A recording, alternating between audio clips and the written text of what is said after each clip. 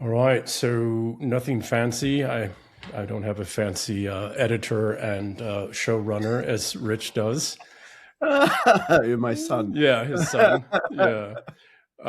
So we'll just carrying on the conversations with friends and getting to know them better. I'm very interested to know what got you from a young boy from Pakistan to England to later, choosing social welfare and child welfare as a career path.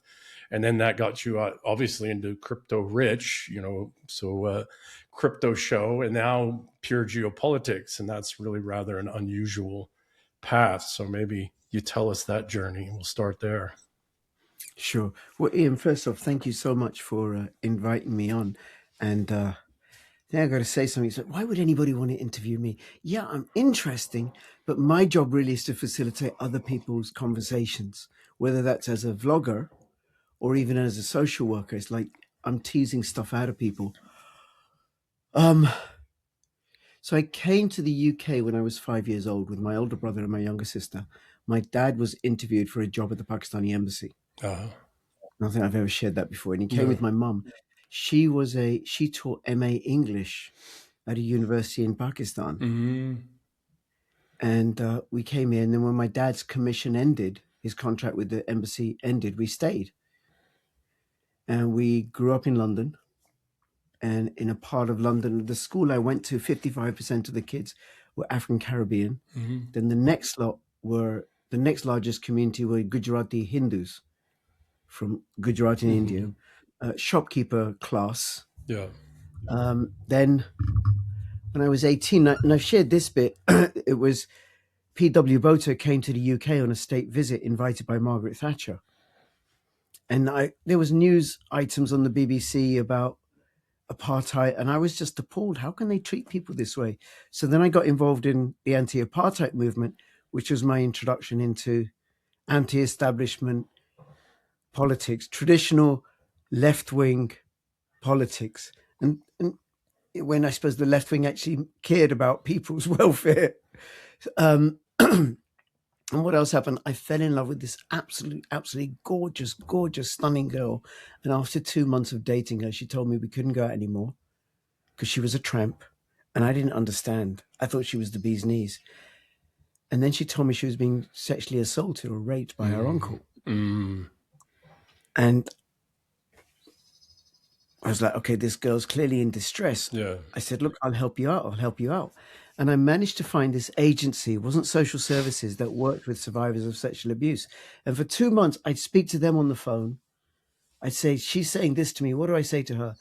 And then I'd go back and say the stuff that they'd told me to say to her. Yeah. And then going back and forth before I got her to phone them.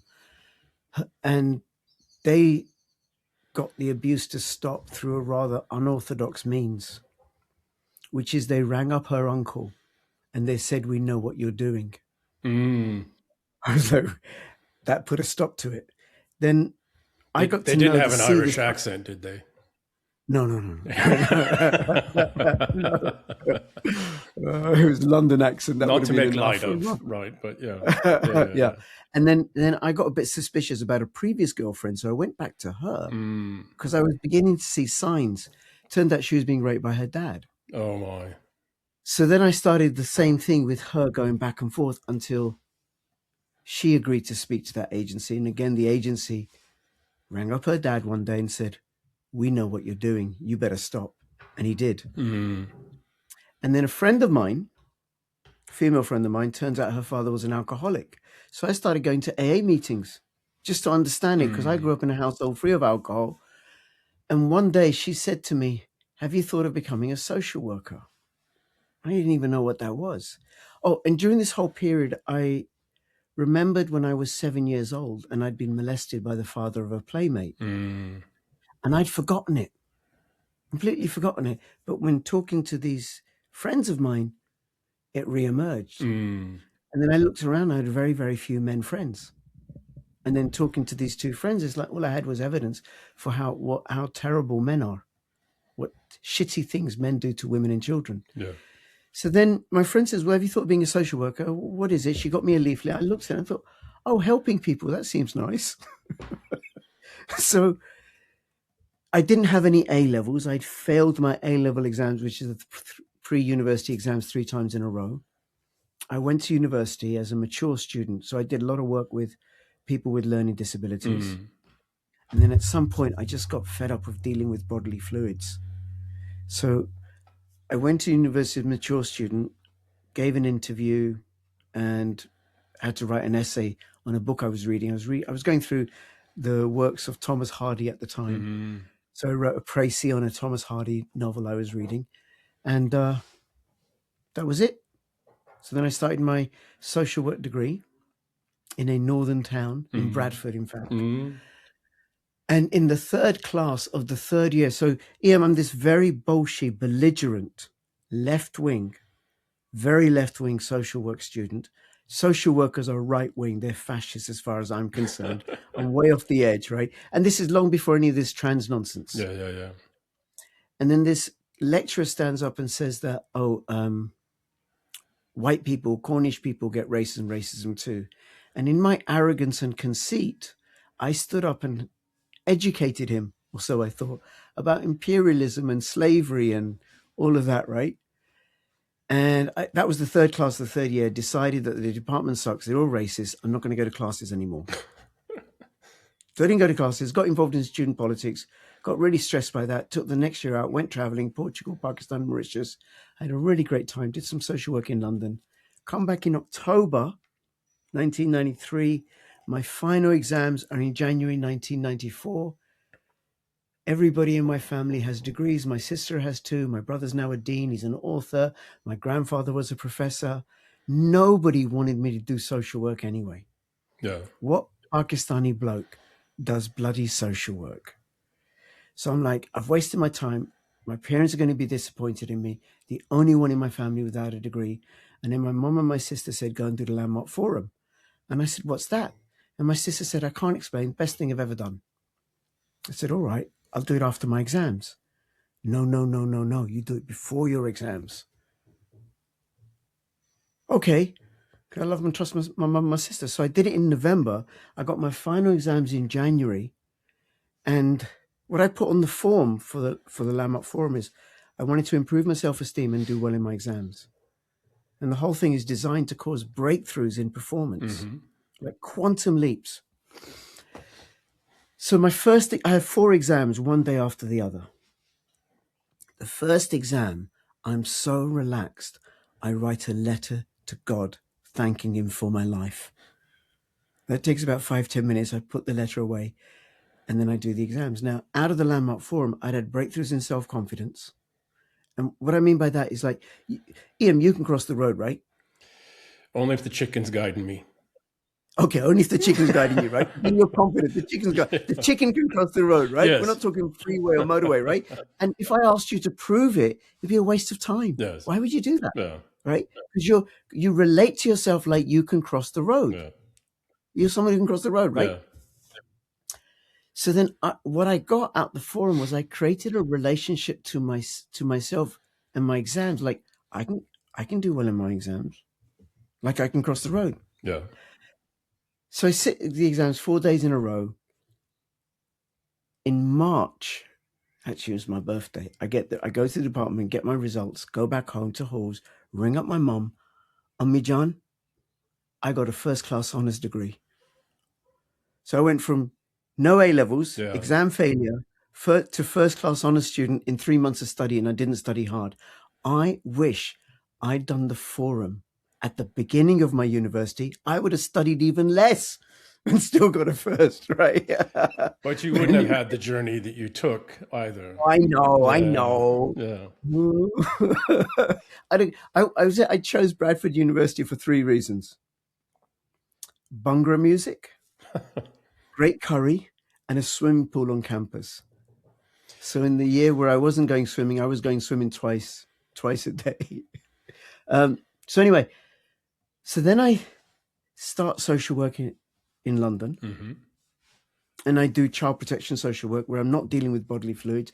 I'm dealing with messed up families. Yeah. Really, really messed up families. And the other thing that I got out of the Landmark Forum, I mean, I got loads out of it. It has really shaped my life in many remarkable ways. I stopped getting racial abuse. Mm. So it used to happen every month, every 2 months, walking down the streets in London or Bradford. I do the Landmark Forum, and it stops. Did it stop, Okay. or did your perceptions change? No, it stopped. Mm. Because my sister had the same result. One of my oldest friends who's Chinese had the same result. I can't explain it, just like I can't explain balance, but it stopped. Now, I know it still goes on, but I was like, wait a minute, this, plus I got loads of other stuff out of it, right? It's just ridiculous. And all I want to do is make a difference to people.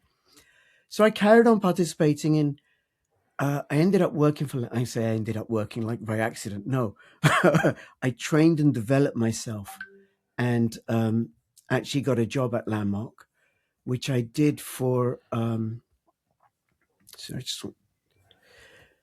for 7 years. Oh, wow. Absolutely loved it. And along the way, I met my girlfriend, who's now my wife, Mm-hmm. and our first son died Oh. after 5 weeks. He was born full term, had really severe brain damage. We don't know why. And that just sent me sideways. Left Landmark. You know, I wasn't in great shape, went into counseling. My counselor said, you need to restore your relationship to God. So I started going to the mosque again. I say again, I started going to the mosque. Yeah. It wasn't doing it for me. I just couldn't abide by the righteousness. Like, this is the only way. Yeah. Right? That wasn't it for me. Yeah. So then a friend of mine said, well, have you thought of going to Quakers? And I said, what's Quakers? And I said, well, you just sit in silence. Okay. Communion. Yeah. Yeah, and I say, well, is that it? Yep, that's it. So I thought to myself, well, okay, I'll try this out. And one of the concerns that I have, because my Pakistani family is very large. And it was always an issue for me. What am I gonna say to my aunt about this if I go to Quaker meetings? Yeah. Because will you be Jesus outgroup for doing it? Yeah. Well, Jesus is a prophet for Muslims of the book. Yeah. But he's not the Son of God. That's where we differ, right?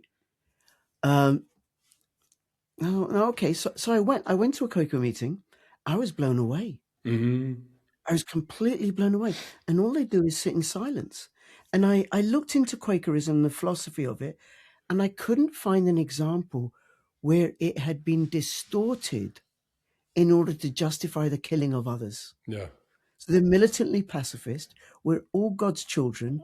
Jesus came with God's message, which is love. All there is for us to do is to listen. God doesn't need intermediaries like priests and imams or anything, which right? is what Jesus said too, by the way. That was his whole... Right. Yeah. So all there is for us to do is to listen.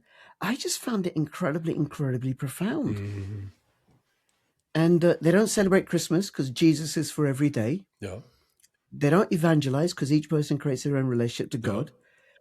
They are militantly pacifist because they're all children of God. Don't worry about getting to heaven. Work for justice now. Yeah. And in 10 years of attending, not once was I asked to become a Quaker. Yeah. And they all knew I was Muslim.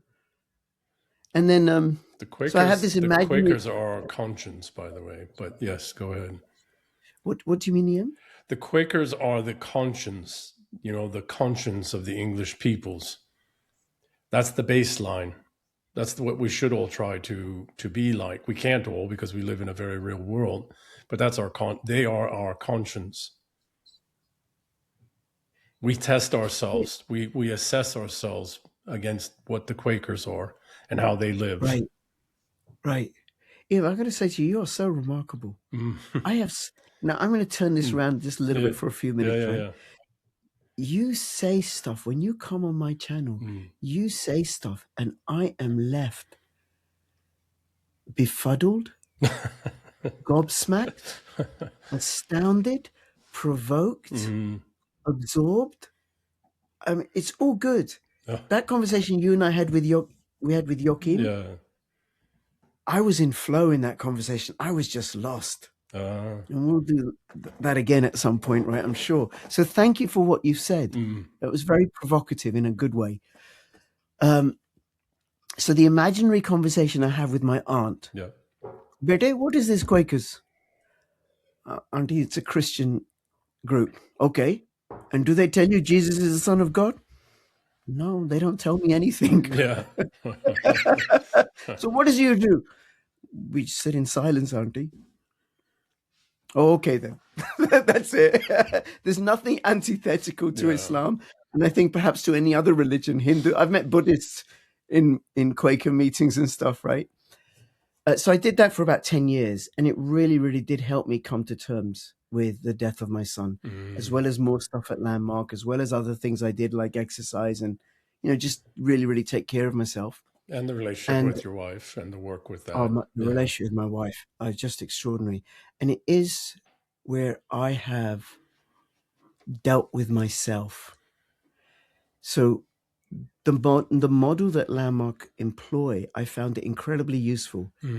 It being that as we go through life, we make decisions. And those decisions set us in a particular direction. We make decisions about ourselves, about other people, about the actions you're going to take. Like at some point, EM, you decided, oh, I know, I'll invite Rich onto the show. Yeah, not particularly problematic, I hope, right? No, right. The cats didn't complain. Yeah. The cats didn't. No, that's good. That's good, right? But other sort of decisions, when I said about being molested, the decision that I'd made at the age of 7 and I'd forgotten that I'd made was that white people don't like me. No, that's the other one. That's the race and racism. That was when I was 5 years old. Sorry, I got confused there. Coming home from school, getting beaten up by white kids. Me and my brother, I decided white people didn't like me. And then it was true for me. Yeah, yeah. And what I got out of the forum was this really profound insight. It's not true white people don't like me. Those kids didn't like me.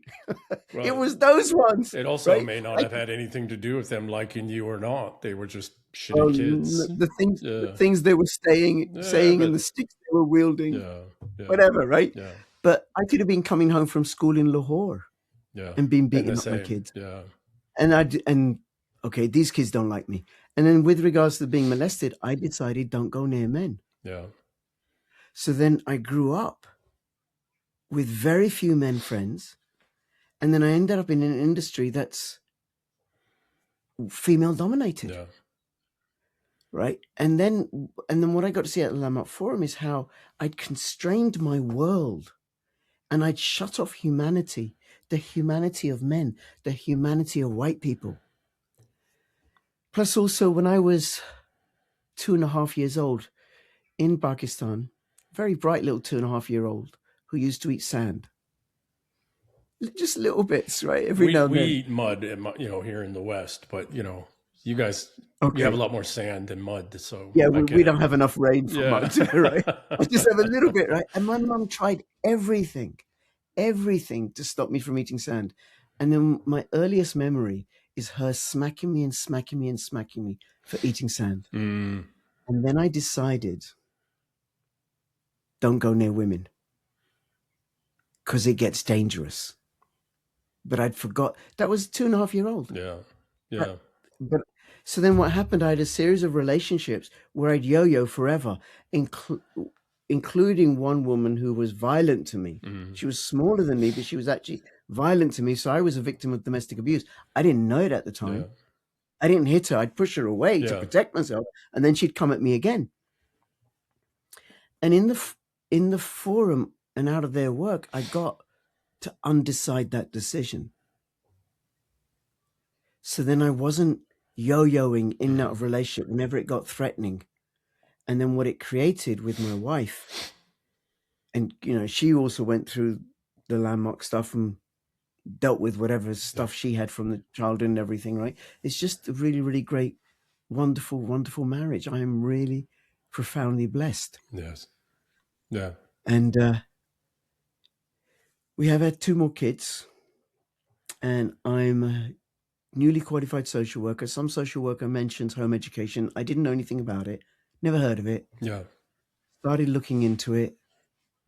Oh, oh, home educated kids outperformed school kids in every Every measure. conceivable, Yeah. in every measure. Yeah. This was like, how come? It's very, very curious about this. And because education is really important to my family. And what I found, there's school at home, which is what a lot of the religious home educators do. There's project-based learning. Like Ian, you're now my 8-year-old son. Yeah. We're going to learn about trains this month. Ooh. Well, when you do, you like that, right? When you do a project about trains, you learn all sorts of things: geography, climate, resources, planning, all sorts of things, right? History. That's project-based learning. The other is unschooling, where the kids just play and play and play and play, and they're the ones that do best. So that's what we did. Mm-hmm. Our kids were unschooled. Never ever went to school. Never ever. And then there was a landmark course I did, which is all about money and success. And their courses are designed for me to see what's hidden from my view. Like there's things you can see about me that I can't see, that I can't see, and vice versa, right? Yeah. If you point them out to me, Ian, I may not listen. Yep. It may not register. Yep. I may listen and disregard it. Yeah. I may get annoyed. Oh, definitely. Yeah. But if I see it for myself, that's like you tell something to your wife and she's paying, and then some complete random stranger says the exact same thing. She goes, "Oh, that's absolutely true. It's absolutely right." And you're sitting there like, perhaps, right? But I know when I see something for myself, it's like, whoa. Yeah. And then in this course, one of the things I realized was I didn't know the first thing about money because we're not taught it at school. I did very well at school, by the way, and I had a really great time. Didn't get my A-levels, but I had a really great time. Possibly the two are connected. And I realized I didn't know the first thing about money. Yeah. So I started learning about money. What is money? Who decides this has value and that has value and everything? And then I came across gold and silver. That's money. The pound isn't. Yes. The dollar isn't. The euro isn't. And then came across this thing called Bitcoin. There wasn't much information about it at the time. My wife said, sure, let's throw some money at it, see how it goes. So we did. No more than we can afford to lose. Yeah. The mistake was we didn't throw enough money at it. We could have afforded to lose a whole lot more with hindsight, right? Yeah. And then in 2016, I was looking again. It's like, oh, this is doing really well. And then I started thinking, well, how can I get into crypto? Yeah. How can I get into Bitcoin? I'm not a coder. I'm a social worker. So I thought, okay, well, I'll start a channel. Well, how do I start a channel? Well, I just talk about whatever I talk about, whatever I know. So I started doing videos April 2017 on crypto. Almost a decade ago. And yeah. And I got caught up in the ICO boom, made a lot of money, lost a lot of money, as people did chasing ICOs. Yeah. Right. And just stuck with it. And then in 2019, I think it was June 2019, YouTube deleted 160 of my videos. I have no idea why. Oh, wow. No idea why. Like, I don't know if you know a guy called Reggie Middleton. I don't. New York bond trader. He invented a cryptocurrency called Veritasium. I recorded an interview with him in 4 parts. And then I uploaded it in June or something, and I uploaded it again later in the year. YouTube deleted the 3rd video of the second time I uploaded it. Don't know why. And then ever since then, my channel's been shadow banned. So views started going down. Then Trump gets elected, and my subscribers start going up again. My views go up a little bit, but nothing like before. And meanwhile, I'm doing social work, working like crazy, because part of it was for my children to be home educated. One of us had to stay at home. Yeah.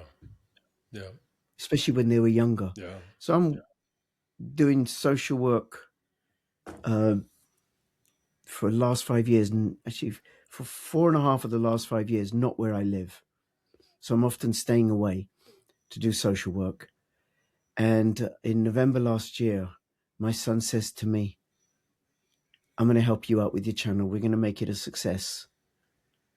He says, we need to separate the crypto from the politics. I say, no, no, no. He says, no, we need to separate the crypto from the politics. I say, okay, and we do. And Rich Does Politics got born. Well, I will say that in the time that I've known you, I don't remember a single show about crypto. Everything that I've heard from you has been geopolitics. Yeah. Well, on my main channel, Crypto Rich or Crypto Rich BTC or on Odyssey and Rumble, you'll find crypto stuff. Gotcha. It's there, right? But the crypto stuff, I mean, it just hasn't done well. The videos just haven't done well. They were doing very well in 2017, but I never recovered that sort of success because of the shadow ban. And then I enjoyed talking to you and Tom Luongo and Alice Craner and Susan Kokinda. And then I didn't really cross streams, but apparently it confuses the algorithm. Yeah. So they don't know which to push. Yeah, Tommy. But on Rich Does Politics, it's pure politics. Yeah. I do cover a little bit of, occasionally done a bit, 1 or 2 videos on Bitcoin as money along with gold and silver inside a geopolitical context. Right. So I've done that with Tom. Have you translated some of the knowledge you picked up during the crypto era into actual fundamental finance? What do you mean by fundamental? Securities markets, financial markets, banking, etc. No, I'm so not there's a lot of knowledge that's, well, it's important financial information though, right? Wealth management and etc. So a lot of the things that were being done or attempted in the the blockchain / crypto space, while a good amount of that was fraud underneath, just like the .com era, which I was heavily involved in, 80% of the companies that were publicly listed were just pure fraud, but they had component pieces of fundamental infrastructure improvement, that much of which did survive, just not in the form of that company or that entity, et cetera.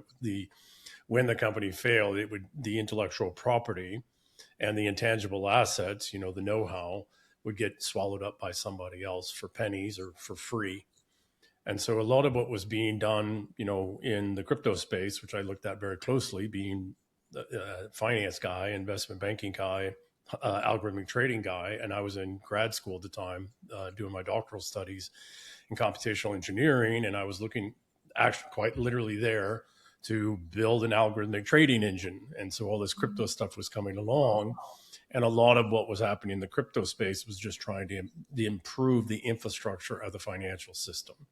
Yes, there was all the arguments of creating a parallel system and an independent system, and that's all nonsense. They're never going to allow that to happen, even with Bitcoin, right? Mm-hmm. So, but the point I'm getting at is that there are a lot of component pieces that were being done in the crypto space that are very solid and are now being rolled out or have been folded in already to traditional banking, traditional finance, et cetera. And I wouldn't say traditional, I would say classical, right? Mm-hmm. So the knowledge is good. A lot of it translates, right, over to the core financial system, particularly as we, disintermediate and digitize a lot of our financial system, right? The last great complex system to be updated through technology is finance and all of its complexities. Well, let me rephrase. The second to last, the last is government. Yes. Right. And I think that's coming, but yeah, it has to be forced. Well, what I was drawn to, Ian, and this chimes in with my politics, is the decentralizing, liberating elements. So there's a project called Sentinel.co, and they have this open source blockchain decentralized VPN. Mm-hmm. So even in countries like Belarus and Pakistan and Russia, where VPNs are restricted or illegal, you can still use a decentralized VPN. And because it runs on people's computers, I think you can maybe run it on a mobile phone or whatever, right? And it's on blockchain, fully decentralized. There's no central node of attack. It's like the old Tor network, but it turned out Tor network was actually created by the FBI. Don't think that this isn't created by the NSA specifically to get around VPN restrictions. And the reason and the reason those VPN restrictions are in place in those countries is to reduce the likelihood of a digital led fostered color revolution. Right. Bloody hell. See, So there you do it again, that different angle of looking at things. so while there's utility in it, it took us years to learn, although some of us knew it from the beginning, but it took a decade for people to for the truth of Tor to come out, that this Tor network was actually an FBI project. Wow. And so it will Okay. come out the same as this, right? But on the other side, the reason that China, Russia, Belarus, Pakistan, and a couple other countries have put in restrictions on VPN, social media, et cetera, put up their firewalls, shall we say, is specifically, and look when they did it, when they put those in and how they did it, was specifically because we were using, going back to 2012 really is when it launched, we were using this social media, et cetera, infrastructure to cause color revolutions. And we were using VPNs to communicate, not we, but, the NGOs and the intelligence community were using VPNs and then social media, et cetera, to cause color revolutions. Okay. Well, the use is going to change because we may need to use that in the UK at some point soon in True, order to but the preserve our problem liberty. is if the intelligence community created it, it's already completely hacked. All the arguments about decentralization, et cetera. That's what, again, back to Tor. Tor is the prime example. It turned out the FBI was able to track everything in Tor. But if it's an open source code. Yeah. So do you think the NSA doesn't look at the open source code? No, they do look at the open source code, but then you can check if there's any backdoors or anything or any sort of secret. I'm not a coder, Ian, so allow that, right? Yeah. But then, sure, and everybody can look at it. It's like the thing that people say about Bitcoin. How do you know the NSA don't have a backdoor? Because the code's completely open, and people, I don't know how many thousands of coders have looked at it. Yeah, but and there's so an Indian fellow, actually, Karthik, when I was doing my doctoral studies, he was just down the hallway. And he was working on little gates that would be put on the outside of semiconductors that would pick up fluctuations in the electromagnetic field. And if certain patterns of manipulation of the electromagnetic field were occurring, they could shut down the power feeds to those circuits. And the reason is that the hackers, sophisticated state level hackers with, massive amounts of compute capabilities, didn't need to actually have access to the chipset or the code of the chipset. They could see the energy fluctuations of how the chip was operating, and they can interpret exactly what that chip was processing. It's the same thing with the hack of Skype. Skype's encryption was never hacked. They didn't need to. All they needed to do, this is a team of hackers at a hackathon maybe 15 years ago, 10 years ago or so, 10, 11 years ago.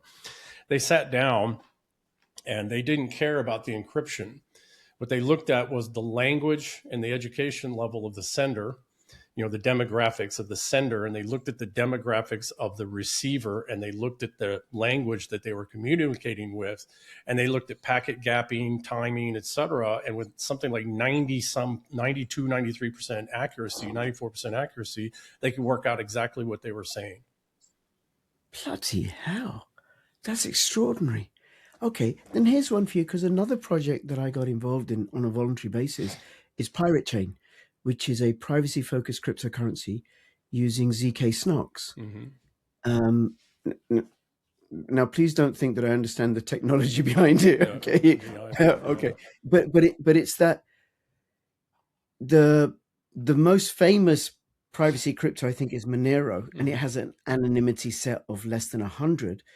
The last time I looked, about a year ago at Pirate Chain, its anonymity set was over 500,000. And with each transaction, it just increases. There's no data on the blockchain.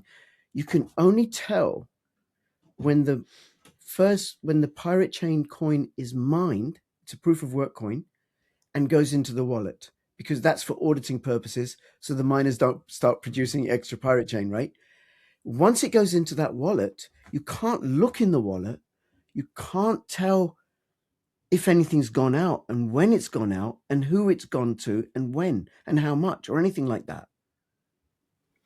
So there's two. So I don't know this. I'm not, and I'm not a Sure. hacker. I've never been a hacker. That's not. But I design semiconductors and telecom systems and infrastructure. And I had to.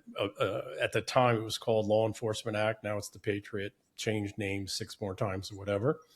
Everything we had to do, everything we did, everything that we passed across our networks had to have backdoors to everything, or at least they needed to know how to not care about a backdoor, but they needed access to the flow of information.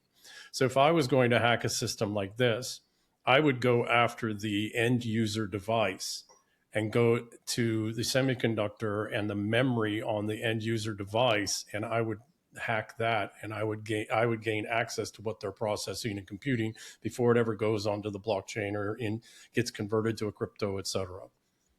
So most of what we do hacking wise now is on the end user's device, and we hack it while they're doing the compute, whatever the compute they're doing is. And then you contextually look at that and go, okay, well, this is what they're actually doing. Wow. So, but okay, that takes particular skill and expense. It takes, I assume. The only folks that can really do it is nation states and transnational terrorist organizations. So it takes a good massive amount of compute capabilities, and it takes the smartest, computer science smartest minds on earth, and those are expensive. Right. Wow. Those are very expensive. So they get recruited out of schools. Sometimes they don't even know what they're really working on. They think they're working for a state actor. In reality, they're working for a transnational criminal or terrorist organization. Wow. So, okay. And then there's a borderline between, are the states, the nation states, not transnational criminal organizations themselves. Yeah, I was wondering why are you repeating them? It's a bit tautological, Ian. But I repeat myself. Yeah. Well, it's right. Like that cartoon, right? It's, Dad, I'm going to go into crime. And the dad says public or private. Yeah. Public sector or private sector. So rather interesting. How has so my father, my adopted father, and I came to them when I was 2 days before my 17th birthday. So I was already a fully malformed male at that point. Although I was a pretty good kid. My father went into social work after I left for the Army when I was 19. He went back to university, graduated with honors, went to Syracuse, got his MSW, and then went into child welfare, first with Catholic Charities, and then with Casey Family Foundation, I was a Casey kid. And that's the founders of UPS. Most people don't know this, but the founding family of UPS, right?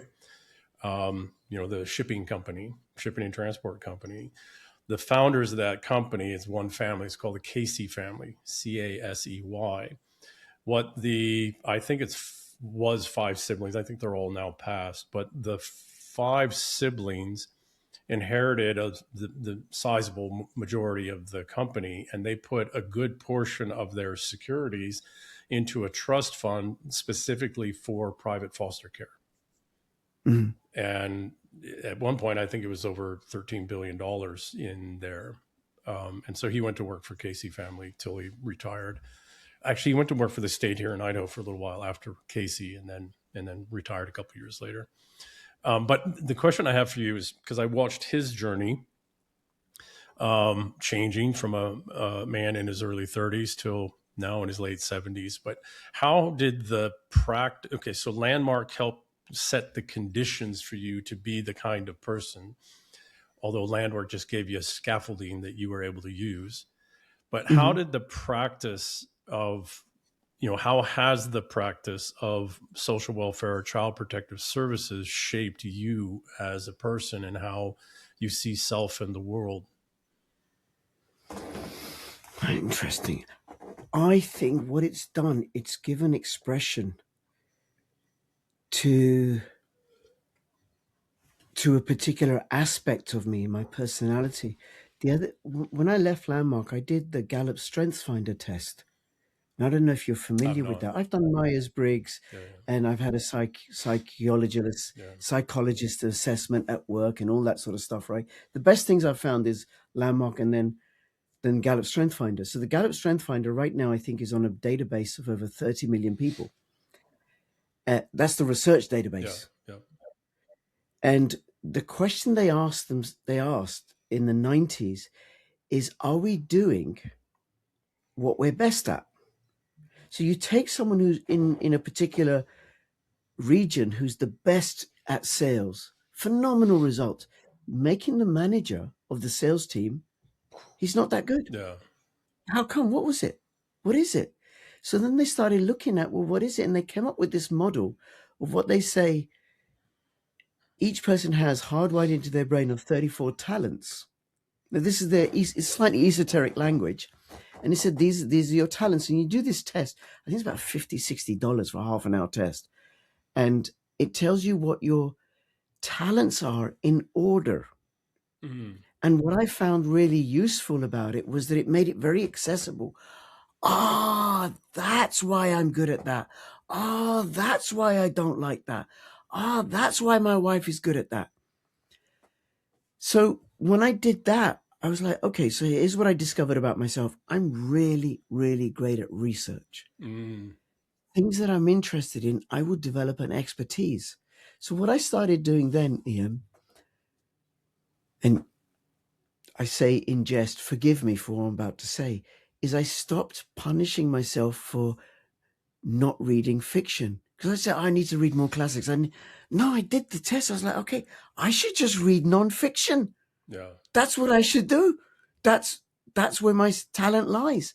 And then the other one is that's input. The other one I got is connectedness, where I keep seeing connections between all sorts of things. Yeah. Then there's this other one, strength called self-assurance, which is I don't need anybody's agreement. I'm a line of one. You're a man. Right. That's okay. That's another way of looking at it, right? So I'm a Punjabi that doesn't eat naan because I've been high fat, low carb for about 12 years. I'm a Muslim that goes to Quaker meetings. I'm a council official who never sent their kids to school, right? I don't need any agreement. And nobody in my family was home educating. Nobody in my community. No, I'll do it. And plus also the first in my community and my family to buy Bitcoin. Lots of other things, right? I've done. I don't need anybody's agreement, but I'm also really great in emergencies. Mm. Then the other one is learner. I love the process of learning. So my wife goes, well, look, you've done enough Landmark. No. I just want to learn. I want to learn. And I think the most valuable stuff to learn about is self. Mm. But how can I, one of the things, Ian, I've got a few friends of mine who are senior graduates in the Landmark work, really trained in the methodology. And I often go to them and say, look, how can I improve my craft? What I do when I have conversations with EM and Tom. Mm. Mm. What's missing? What needs to be added? Then the other one is this thing called belief, which is I have a set of fundamental values that I just won't stray from. So then when I did that as well, what I got to see, I should just do child protection social work. Oh, wow. I did a little stint in managing social workers. I learnt loads, didn't enjoy it. Yeah. Not my no. It's like this. Yeah. I'm really, really great at sales. Really great at sales. I produce phenomenal results for Landmark. As long as it's consistent with my values, I can sell anything. Well, that's what you're doing as a child protective service officer, is you are selling an idea of a different future, a different present. That's very good, Ian, because there's a particular distinction that Landmark methodology has called enrollment. Mm. Now, enrollment traditionally is like, go and enroll for a course in a college. What they actually mean by that, and this is kind of like trying to explain balance to someone who can't ride a bicycle. Or even if you can ride a bicycle, how do I explain balance? How do we explain it to each other, right? Yeah. So it's speaking to you in such a way that you're left with an opening for action that you're inspired by.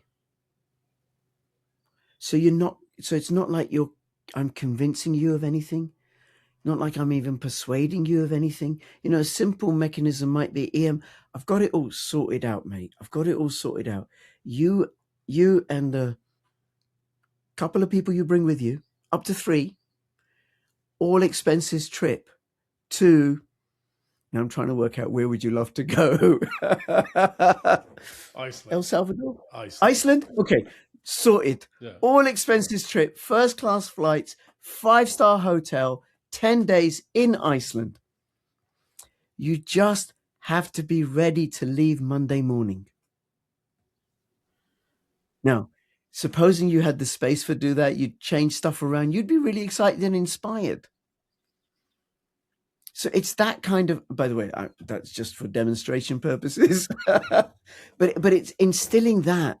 Now, the challenge is in offering you a all expenses first class trip to Iceland. Well, that's easy. How do I do that? How do you deliver? Yeah. Well, no, it's how do I do that with something that's really challenging for you? Yeah. How do I do that when you're in an abusive relationship and I want you to take care of yourself and your children and be free and get the perpetrator out? Even if that perpetrator is self. Okay, which is the hardest one. That's not what I deal with here, right? It's a bit more mechanical and simple what I deal with, right? Okay. Yeah. So then that comes into play, and then also what I think I have developed, and I don't really know, I'm on thin ice here, is the ability to connect with people. Oh yeah. So that they experience being connected with me. Now, I have no idea how you experience me. Because, well, I'm in my head, right? Not in yours, right? But sometimes people tell me the feedback I get, and it used to be before I did the forum, well, because I'd written off white people. I'd written off men. This very radical left-wing politics. So anybody who didn't have those radical left-wing politics, so really, Black and Asian radical left-wing women, well, what do they want with me? I'm a bloke, right? It was a very, very lonely world, right? So then dealing with myself about where I'd cut myself off from other people, then I'm able to access humanity. And I'll say to you, Ian, before I did the Landmark Forum, there is no way I would be having such an open, intimate conversation, and so many times with you. You're a white male. You're an ex-soldier, ex-Green Beret, right? You're the enemy. Oh, and I come from very old, good English stock, Scottish stock families. I'm all the oppressors. Yeah. I'm all of them. Yeah. Oh, and I'm heterosexual. You got all of them, right? Yeah. Oh, come on. Oh, I'm heterosexual too, but I'll give you a pass on that one, right? But it's like stuck in that discourse. Yes. Which denies me my own humanity. Sovereignty. Very good point. And denies me, I suppose it's only with sovereignty, with authentic sovereignty, that I can connect with another. Absolutely true. You have to have, this was the unique thing that set English civilization to where we are, to what we've accomplished as a king, Alfred the Great and others, right? It wasn't just Alfred the Great. He couldn't have brought it about if the nobles and lords of Wessex weren't with him, right? The peoples weren't with him. Is that in order for humanity to be real, you must be individually sovereign. But that requires work. To be individually sovereign isn't just a thing that's given to you and granted to you out of nothing. You have to earn it. And you have to earn it by self-development. You have to earn your humanity by making of yourself an individually, responsibly sovereign individual. And when you've done that work, other people just gravitate towards that. They recognize it. Even if they can't articulate it, explain it, etc. They're like, well, I want to be like that. Yeah. Yeah. And then you were asking how social work has shaped. Shaped you, yes. Yeah, it's more like what I've learned from Landmark about myself and how I operate has shaped me everywhere in life. And I was saying about being connected, being able to connect with all sorts of people. So there was a guy that I worked with in his mid 40s. He had, I'm going to change some of the details here, right? All good, yeah. Yeah, he had a 9-year-old daughter living at home. She was being looked after by him. He had a criminal past. Mama died. He's the angriest man I've ever met in my life. Angriest man ever met in my life. And he had a conviction for racially aggravated assault a few years previous. And I'm now his daughter's social worker. And I got to connect with this guy. Yeah. Right now, I go and do my first visit to the home. I come home, I tell my wife, and she goes, let me guess. Mid 40s, skinhead, white working class, loud, council house, on benefits. I said, yes, but you forgot the tattoos as well, right? Being middle class, we don't meet many people with tattoos, right? And what I quickly establish is that she can't stay with him. He's too unwell.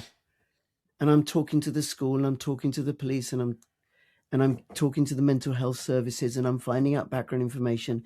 And the school are telling me how her upbringing by him is his anger is showing up in her maladaptive behavior at school, where she will run out of the class, bang her head against the wall, talk about wanting to kill herself. She's 10 years old. Yeah.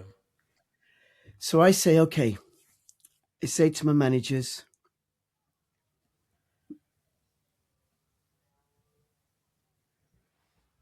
now, Ian, you've just frozen. Yeah, it's okay. Keep playing. Okay, keep going. Okay. Yeah. So I say to my managers that we have to remove this girl, but we got to do it without him knowing. Yeah. That means I got to get a care order ex parte. Ex parte care order means I go to court without him knowing that I'm going to court. This is North Korean stuff. Because under English jurisprudence, you get your day in court. You should know. And ordinarily, that's always the case. I've only ever done this once before, ex parte court application. So then I have to have rock solid evidence that why I need to remove the child without him knowing. And that really, really is the best thing for the child. So I get all the evidence. It has to go through all the layers of management, right up to the Director of Children's Services, including legal counsel and the manager of the legal counsel, all that stuff. And I get their buy-in. I now have to convince the independent social worker. So every children's case has the magistrates or the judges, the parents represented, except in this case, the local authority and an independent social worker to just check everything's proper, just to give it another look. So I now have to convince the independent social worker, the guardian they're called, and they agree. And then the magistrates, I think I was up against 3 magistrates. They look at my evidence and my reports and everything, and they give me the court order. And then I go to the school with another social worker who's really experienced as well. And I say to her, you do all the talking. I'm just too upset. Now, are you still there, Ian? Ian, I don't know if you're still there. I'm going to carry on talking anyway. So I go to the other say to the other social worker, look, I'm just too upset. You do all the talking. And so she says to the other social worker, the other social worker says to the kid, do you want to come into foster care? And the 10-year-old girl says yes. So then we take her to foster care. And then my manager phones the father and says, your daughter's not coming home. Now, this is the angriest man I've ever met in my life.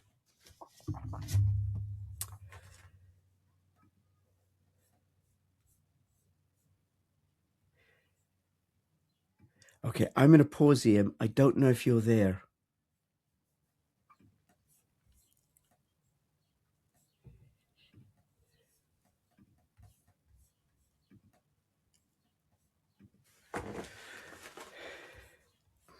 Sorry about that. Bloody well You're back. crashed. Okay. Yeah. Well, the people will think we're in a different room now as well because I'm on the other side. We switched the other side. Terribly sorry. So right. you're saying that it crashed on me. I don't know. Okay. Yeah. So you were saying that there was a whole edit this group bit of out. individuals that were involved, and Oh yeah. So So I'm looking at it from lots of different angles. Yeah.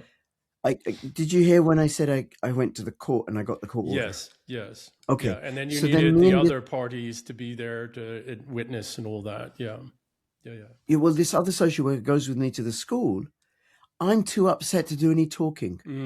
I'm clear I'm doing the right thing for the girl, but it's really upsetting.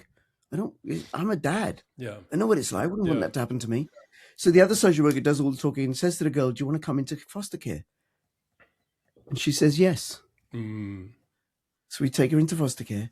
My manager rings the dad and says, your daughter's not coming home. Imagine getting that phone call. Yeah. I now still have to work with him. I have to facilitate him seeing his daughter, supervised. I have to let him know what's happening with his daughter. I got to try and support him to get therapy. Try and somehow see if we can do some work so the daughter can return home to him, because that would be the best thing, provided he deals with himself and is able to do so. He's not. And I'm talking to him every week, pretty much. And pretty much every single phone call ends with him swearing at me, effing and blinding and making threats. And one phone call, a few months later, he says, if I find out who is responsible for me losing my kid, if she doesn't come back to me, I will murder. I don't care if I go to prison. I will kill that nosy neighbor next door, my ex-bitch of a girlfriend. I blame them. I will murder. But I'm not including you in this, Rich, even though I know you're the one who removed her from me. Yeah. Now, that's all a function of the rapport, the relationship that I built with him. And then a few weeks after that, he says to me, what are you going to say in the final court hearing where the final decision is going to be made? And I said to him, what do you think? She's not coming back to me, is she? Yeah. No, she's not. And then a few weeks after that, I tell him I'm leaving. And he goes, no, you can't leave. You can't leave. No, I don't want you to leave. I don't want you to leave. He sends an email to my manager saying, can you please keep him on? Now, I removed this kid. He's got a criminal background, including racially aggravated assault. Right? The angriest man I've ever met. But in disappearing, dealing with how I keep myself separate from people, he then experiences being connected. Yes. We have a background of relationship, which allows me to be myself, to be free with him, be straight with him, be respectful with him. And he meets me the same way. So, and the other way is like all the pain and upset. Because when I did the forum, I had this really profound insight, Ian. I was 7 years old when I was molested. No man is ever going to put me on his lap again. Yeah. I can relax. So all the anger, bitterness, resentment, the distrust of men all fell away. Yeah. And what opened up is the world of men, which, Ian, is a whole different world to the world of women. Oh, it is. It's a great world. Yeah. It's a really, really great world. And, in a few weeks' time, I'm going away on a mate's weekend, which there's no way I would have done that before, because they're all racist, sexist, homophobic, imperialist, right-wing. Some of them are actually. Yeah. But they're human beings like me. Yeah, they're human beings like me, right? Well, that's that Dealing with meme myself. that's out there, right? It's like the anti-racist. It's all one ethnic group of friends, and then it's like the total racism is like every race of friends, and et cetera. And it's absolutely true, right? The most Yeah. compassionate people I ever met were racist, but they're not racist in the way that people say racism. It's like no, just they know and understand their people the best. They Right. understand in group and out group, and they respect it as a reality, as something that's absolutely essential. Doesn't mean they hate other out groups. Yeah. No, I can completely get that. It is again meeting as sovereign equals. Correct. Well, Yeah. if that other person is sovereign and equal, well, you're not Right. sovereign and equal. I'm not sovereign and equal if I'm denying the reality of my people and my history and where I come from and my culture and my linguistic patterns and the way in which my brain has been trained since I was in the womb. And Mm, neither is anybody else if they're doing that. So how the hell can I trust you? See, if you come from mm, another culture, another society, another populace, another race, and okay, I'm going to take some time and energy and effort. It's kind of the Green Beret thing. It's kind of what got me to the Green Berets. First, I got to this through language studies when I was young, because I've always appreciated language. But if you are a sovereign person in your group, in your community, I'm going to recognize that. And then if you're all right, and we're not openly at war with one another, I'm going to try and figure out enough of your in-group principles, practices, norms, etc., that we can have a conversation and get along. mm. But you're never going to be one of my in-group, and I'm never going to be one of your in-group. And anybody who tries that is lying to themselves, right? They are deluding themselves. It doesn't mean that different groups, that different in groups can't commune with one another. Hell, that's human history since the beginning. Yeah, absolutely. Absolutely. And my family's evidence of that, because my wife is Scottish Christian and my brother's wife is Jewish. Yeah, And I got a cousin who recently married an English woman. It's like, okay, great. Human beings with human beings as equals. yeah, as peers. I don't want to say Yeah. equals, because equality implies that we are, all these different balances and levels. Peers is something different. We come with our own unique balance of traits, weaknesses, strengths, etc. But the portfolio of those is the peer of somebody else's portfolio of strengths and weaknesses and limitations, etc. So I like the term peer when it's real better than equals. Nobody's Okay. equals. None of us are equal to the other, because as Einstein worked out. I think this is what people misunderstand about Einstein. I think Einstein was trying to figure out. Um, I think Einstein's relativity is far more about psychology and philosophy than it is physics. And what Einstein demonstrated all the way down to the physics level is that we are each fundamentally different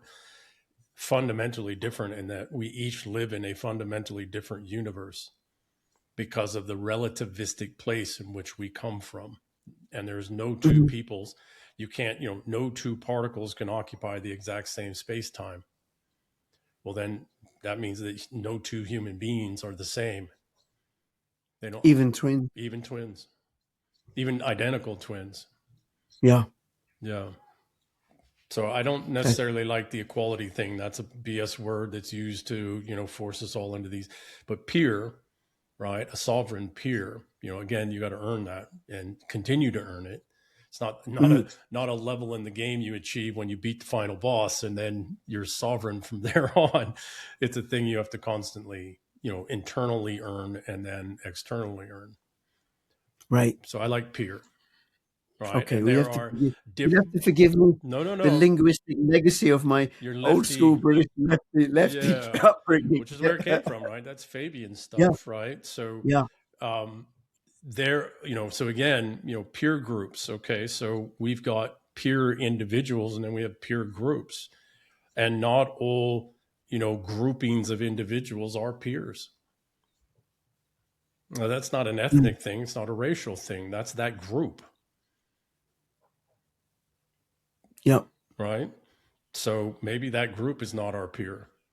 Okay, well, I'll address that appropriately. I've got groups, groups of white people that aren't peers of my group. I'm not the peer of some other groups, right? In my own, Mm. and that's the other thing, right? Most people look at white people as one giant whole. We are not. We've been at war with one another for 2,000 plus, well, actually way more than 2,000 years. The English and the Scots and the Irish and the Welsh and the Cornwallians all share one small group of islands, but we're all distinctly different. Now go to the continent of Europe, right? From the Yeah. northwest to the southeast, that's a whole number of different peoples. Just because we lack pigmentation, in a decreasing scale from the northwest to the southeast, right, where we no pigment, we pick up pigment as we go along there. We're all fundamentally different peoples that have warred with one another, in group, out group, at the smallest scale to the largest scale for thousands of years. Yeah. And the same in Africa, the same in Same Asia, in and Africa. the Africa is Americas, far more, yeah. North America. North America. When we got here, the Yeah. tribes were all warring with one another and Yeah. themselves, right? So, Yeah. for me, what is for the group of people that I move with, family and others, what is the unifying core value? Well, it's the old English, individual sovereignty, right, private property, and a balance of power. What is that? That's individual responsible sovereignty. That's the thing that drives us. Well, there are other groups out there, some African, some Caribbean, some Near Eastern or Far Eastern, et cetera, that group also resonates with those core principles. Mm. Now, maybe they articulate them in somewhat slightly different way or a different way because of their history and time and language and, all that stuff. But they resonate with those core principles. Well, okay, I'm going to be racist, but that's my peer group. And, again, not, the concept and first off, the whole concept and idea of race is artificial construct created by the Yeah. eugenicists, right? But ethnicity is a real thing, right? And culture and history and civilizations are very real things. But Yep. this racist thing, this whole concept was created specifically to divide and keep us all fighting each other, just the same as the word of equality, because that's a thing you can never achieve. I can't even be equal to myself at an earlier time in my life or a later time in my life. I can't even be equal to myself every day consistently. Okay. So back to Rich, though. This is about Rich. So I suspect that the work that you've done in social work has actually impacted you equally to, or if not more, to Landmark. You suspect how I social work suspect impacted Landmark? no. Right. I suspect that your years in social work and social services has impacted you equally to, if not greater than, your time with Landmark. If it has, it's not something I'm conscious of. Mm. If anything, I mean, one is I think I'm better at it. Mm. I've got better for two reasons. One is, as a social worker, acquiring more experience, right? But at the same time, I think, because I carry on participating at Landmark, deepening that methodology, that ontological methodology, and getting better at applying it. Yeah. So my experience of my life is the quality of my life just gets better and better and better and better. This is very, very nice, which may have happened anyway, except I don't have a control me to test it against. Yeah.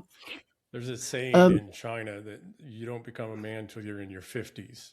And it's just because of the the complexity of the world a man lives in, an actual real man, fully formed man.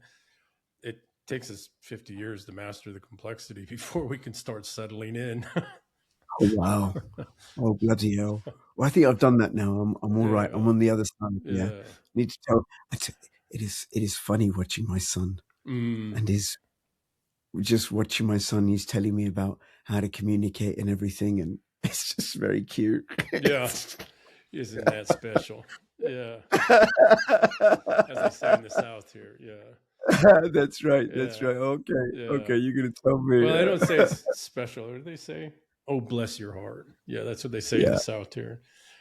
Yeah, my daughter came over yesterday. She graduated from high school day Congratulations. before yesterday, which is a great achievement for her. But she came over yesterday, and it was she said something. I asked her. I said, "Well, what you've learned in the last, not from school, but in the last events that have been going on in the family?" And uh, she said a couple of things, but one of them was that she didn't quite understand what freedom meant. Mm, And yeah. I let it go at that, right? Because it's like, okay, that's the beginning. You put a pin with a thread. Now just keep pulling on that thread. I did articulate that maybe freedom is a small set of rules that then allow you, to anchor you, that then allow you to go do all these other things. So, but, and then hearing her go, I'm going to go out, hang out with my friends and go celebrate, etc. Right. And it's just like, okay, well, you're on the journey. You started. You're a couple steps Mm, in. I see that. I recognize that. But oh my God, you got some mountain ranges to climb. yeah. Indeed, indeed. Yeah. Well, one of the things that I've learned, and it is from Landmark, and I think you'd appreciate this. Hmm. The question is often more useful than the answer. Yeah, so this has actually been since I was a young child, and I have to give this credit to my Scottish mother. Yeah. That has been the driving force since I was a child, is find the question. This also goes because I was a dorky, nerdy, sciencey math kid when I was young, and that was what Mm, Einstein or Rutherford, Lord Rutherford or somebody else said. I don't remember, but they said that they spend like 80% or 90% of their time working out the question, and then 10%, 20% or whatever it was on working out, improving the answer. So no, I'm absolutely with you. yeah. It's the question, and one of the interesting things is that all these LLM usage, you have to get the whatever you prompt the machine with, it's going to give you an answer to that. So we're learning, people are learning on a much broader scale now. You got to get the question right, or whatever the LLM gives you is maybe not right at all to what you are trying to do or what you're trying to look at. Yeah, terribly sorry. Mm. Yeah. You were saying, No, no, that's great. It is the question. yeah, It's like, how gorgeous can I stand my life? How sweet can it get with between me and my wife? How can I how can I get more effective at this craft, or when I'm working with a particular family? yeah, yeah, What is it I need to how what is it I need to say, and how can I best articulate it so that it gets across to this mother? yeah, yeah, And versus the already always tendency of writing other people off. She's just she's just no good as a mother. She doesn't understand. yeah, Oh, Ian, what does he know? yeah. Right? Or the other, which is imposing upon them a strategy or a plan or an impression of what has to happen and what needs to be. Yeah. Yeah. But it's like, okay, well, how do I articulate this? How do I get this Yeah, across so that it resonates with them? yeah, And that's always it's an open question, yeah, because I have had some great feedback from people whom I've interviewed, and also comments and stuff. Okay, well, how do I take it to the next level? yeah, And then how do I translate that to, I suppose, performance and results? And one of the sources of tension between myself and my son, I just want to build a YouTube channel. He's 21. He wants to build a business empire, right. Down which is underneath, what he wants is to appropriate. prove himself, That could be it. Yeah, right? that could be at Young play. men have to prove themselves, and in the world we live in, fortunately or unfortunately, the way in which they've been indoctrinated over several generations, going back to ours, is the way in which you prove yourself is you build a empire, you build a financially successful empire. Mm, Very little to do with relationships and bonds and networks and all of that, and more about how can I build this digital, fast, easy, quick, use the tools, get the recognition, the followers, etc.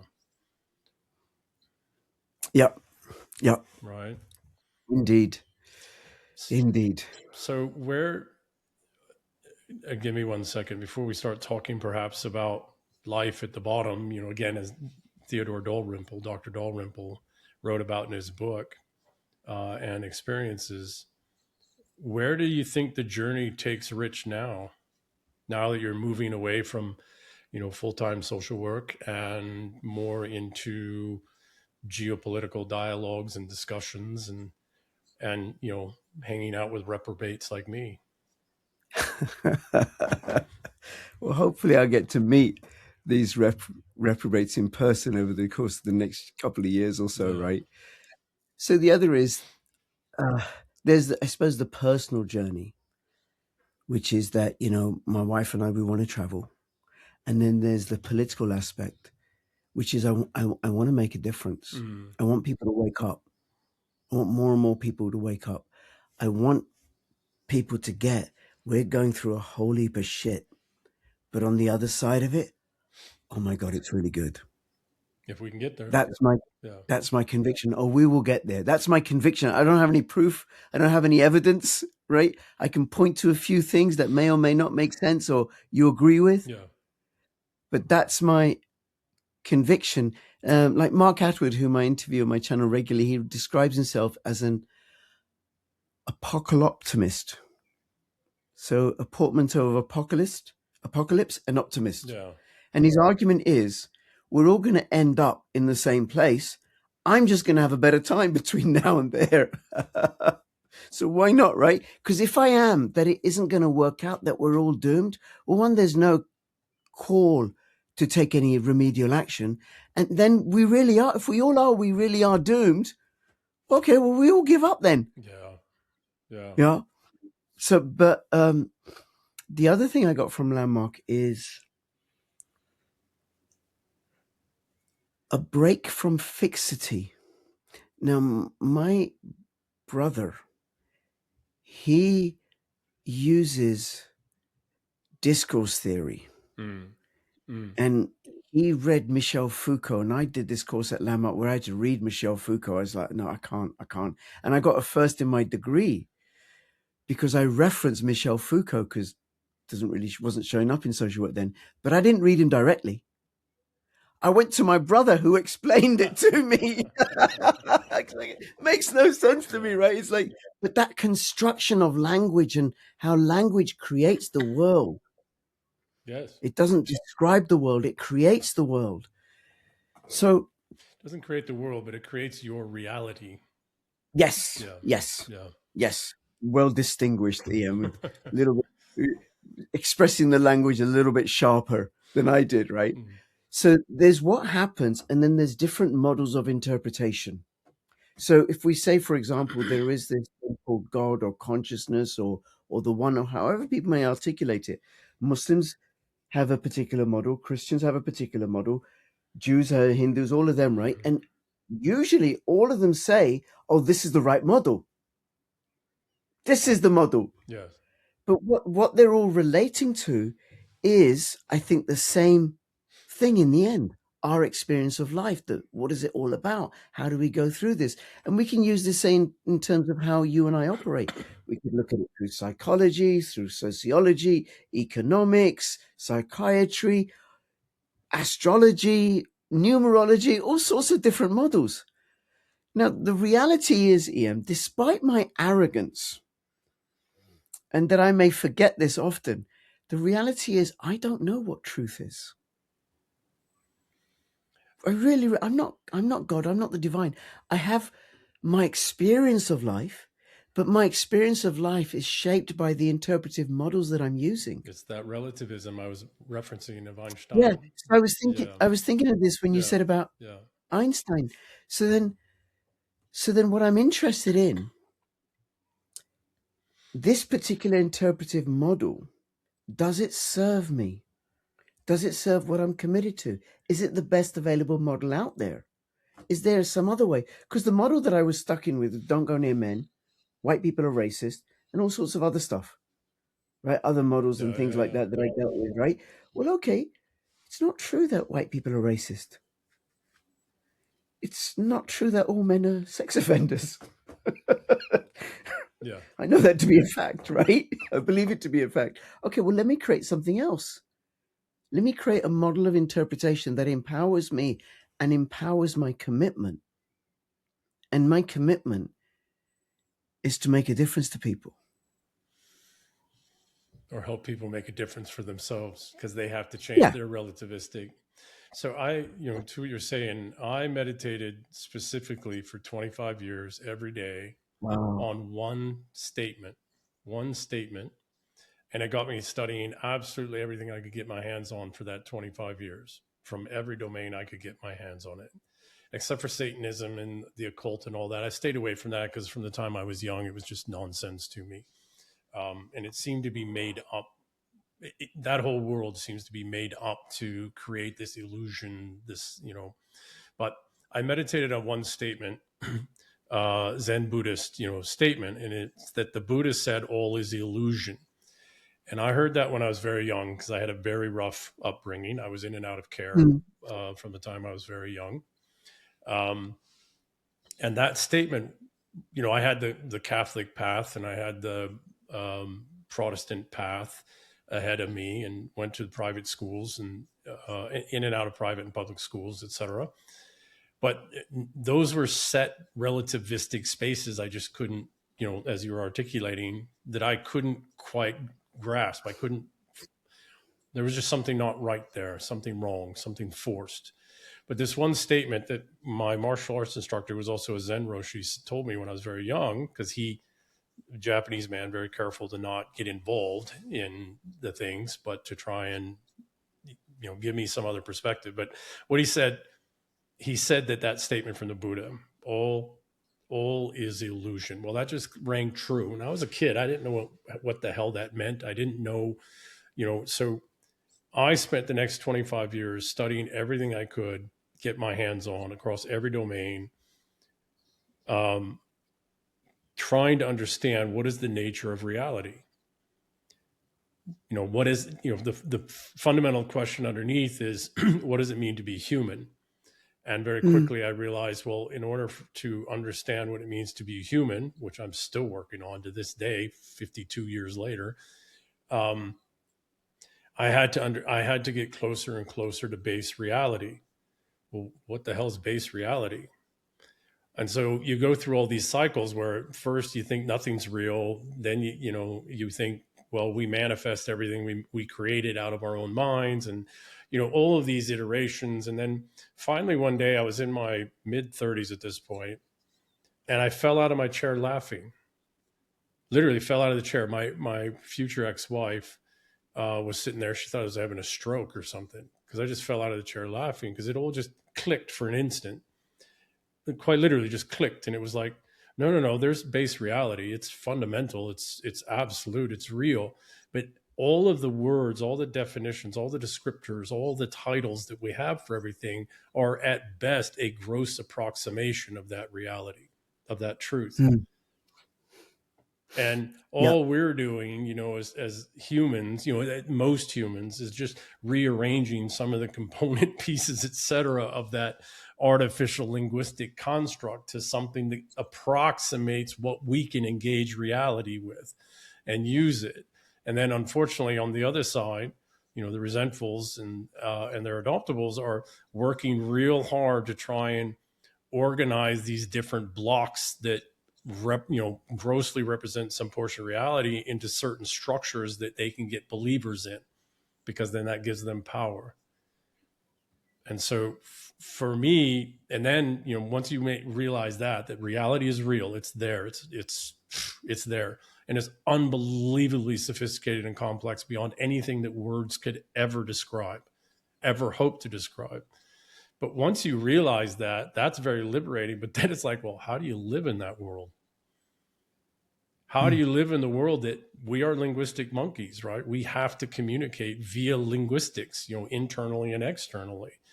Well, how do you do that when you know that whatever, no matter how sophisticated, no matter how close to base reality you might be getting in something, it's just orders of magnitude away from the actual reality itself? How do you deal with that psychologically? And I think, how did I get to this thinking starting when I was young? things were very rough and very difficult. And every time I thought I was getting to some sort of, I understand something enough that I could be safe, right, that I could protect myself, some random thing would happen and blow that all out. And I might get beat unconscious or, just attacked for what? I have no idea. And so a lot of young folks that, the young people that grow up in these chaotic worlds, their base sense of reality is constantly warped and twisted and broken, etc. And Yeah. and how do you build a strong, healthy person from that?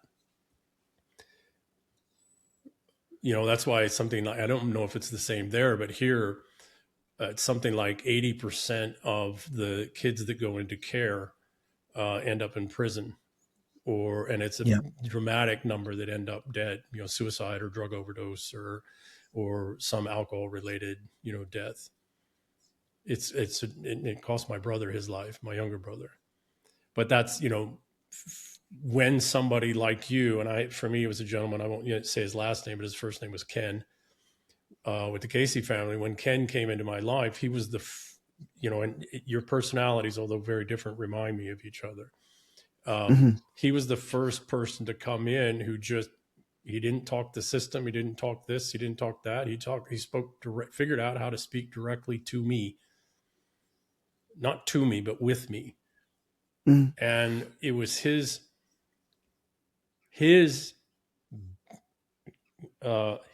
anchoring to base reality the best he could as a fully formed adult sovereign human being. That was the thing that was like, okay, I don't know what that is. I want to be like that.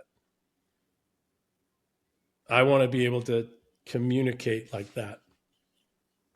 And I want to be able to live with the ambiguity like that. And there is, in your profession, as you very well know, there's a certain amount of detachment that needs to happen, or you just get, the ones that can't detach just get destroyed, or they don't get destroyed. They make the situation worse. Right. Yeah. Which happens too. So there is a certain amount of detachment without actually being detached. That takes an extraordinary human being. Right. Yeah. Yep. And I think, no, absolutely. I think I have the right blend of compassion and insensitivity. Yeah. Well, That not insensitivity, but maybe non-reactivity. Or a resilience, that Yeah. because Yeah. I can swim in that, and like what you do, Ian, I don't think I could ever do that. Bloody hell, right? What you've done in Greenbury, I don't even want to ask, right? But and that's from knowing myself and what I'm great at, using the landmark models and the Gallup Strength Finder models. Yeah. Yeah. Yeah. I watched. So give me 1 second. Maybe you might talk about a little bit about how the community of people you've served has changed over your career. Yes. Well, the part of London where I'm doing social work currently, I was there 10 years ago. And I come back and I'm like, oh my God, the demographic has changed. Mm-hmm. A lot more new arrivals. Now, I've got nothing against new arrivals because I was once a new arrival. However, it's the context in which they've come is decisive. It's critical. They're not coming because the economy is booming. They're not coming because they're being invited and there's all this work. No, they're coming because they're being used as weapons by the oligarchs, by the globalists. It's population movement as a weapon. Yes. They're coming in order to undermine Christianity as an assault of white European heritage, as an assault on English peoples. Yeah. So Also, that's how I it's the see it. Cloward Piven strategy to overwhelm the social welfare system. Yeah. Absolutely. Yeah, absolutely. And then the government can then justify increasing authoritarian measures, and then the policies that the government are putting in order to undermine family, undermine Christianity, have people fighting each other. Where there's some assault on a mosque, and Keir Starmer says, "Oh, We can't have this. We don't want hate crimes against Muslims. Like, fuck does he care about Yeah. Muslims? Because he's helping the Zionists kill Muslims in Palestine and Christians in Palestine. He doesn't care. So I see all of that, and then what I see are Britons, and I mean White black Anglo-Saxons. and white Britons, Yeah. white Anglo-Saxons, but also black and Asian Britons, settled migrants who are part of the English culture, how they're being undermined and overtaken by these recent arrivals who are even more of a hodgepodge than before. Because the post Second World War wave of immigration into Britain was from the Caribbean, Pakistan and India, largely. So then they're fairly homogenous. You got this group of Indians, you got this group of Pakistanis, you got these people from the Caribbean. Okay, there's all sorts of mixing in there because Trinidadian culture isn't the same as Jamaican culture, right? But there's enough commonality. And then they came because there was work. My dad came with his wife and his 3 kids, and he had to live responsibly. He had to go to work and contribute to the local community. And then he had to be responsible because he had to keep providing for his family. Because he can't do crime, end up in prison. And who's coming over now are a lot of men from all different parts of Africa. And Africa is incredibly diverse, Christian and Muslim. But the Muslims from Nigeria, the Muslim Nigerians, are distinct from the Algerian Muslims. And they're even distinct from the Christians from Nigeria. Well, right. So it's in Nigeria, there's a whole lot of different tribes as well. So even aside from the religion, there's tribal differences in Nigeria, in Kenya, etc. Okay, Ian, I'm going to tell you a funny story, right? At the risk of offending you and offending the viewers. Of course. Okay. So, and you know, there are things that I've accomplished in my job as a social worker that I'm proud of. One was I was told I was going to be working with this 16-year-old kid. From the referral from the school, he stabs himself with a pencil. He cuts himself with the blades from a sharpener, pencil sharpener, bangs his head against the table, still wearing a mask, even though nobody else is. No trouble at all at school. Pleasant kid, very few friends. And I'm like, why on earth is a 16-year-old banging his head against the desk? Cutting himself? What's going on in this 16-year-old's life? And I'm now his social worker. So I go to the house, my first visit, Nigerian family. And introduce myself. And one of the things I've learned is the importance of being respectful to people. Yes. So I always let families know, look, you don't have to let me in. That's your right. Yeah. But I'd like it if you did let me in, but this is your home. They let me in. And then I speak to her and him. And then I say, look, can I speak to him on his own? She goes, yeah. So she goes upstairs. So I'm talking to him. And he's barely looking at me. And he's talking so softly, I have to lean right into him. So I'm asking him, what you're doing at school, how's it going? What are you good at? What do you enjoy? What don't you enjoy and stuff, right? And then I ask him this question. But actually, I preface it. I'm going to ask you a question. I request you either tell me the truth or you say you're not going to answer. Do you accept my request? Yeah. He goes, yes. Yes. Okay. So the question I ask him is there anything you don't want to tell me? Now, I got enough connection with this guy. And how do I know that? Well, I don't know, except the fact that I'm moved by him. I'm upset sitting there watching this guy. And I suppose it's all my mirror neurons and stuff being triggered.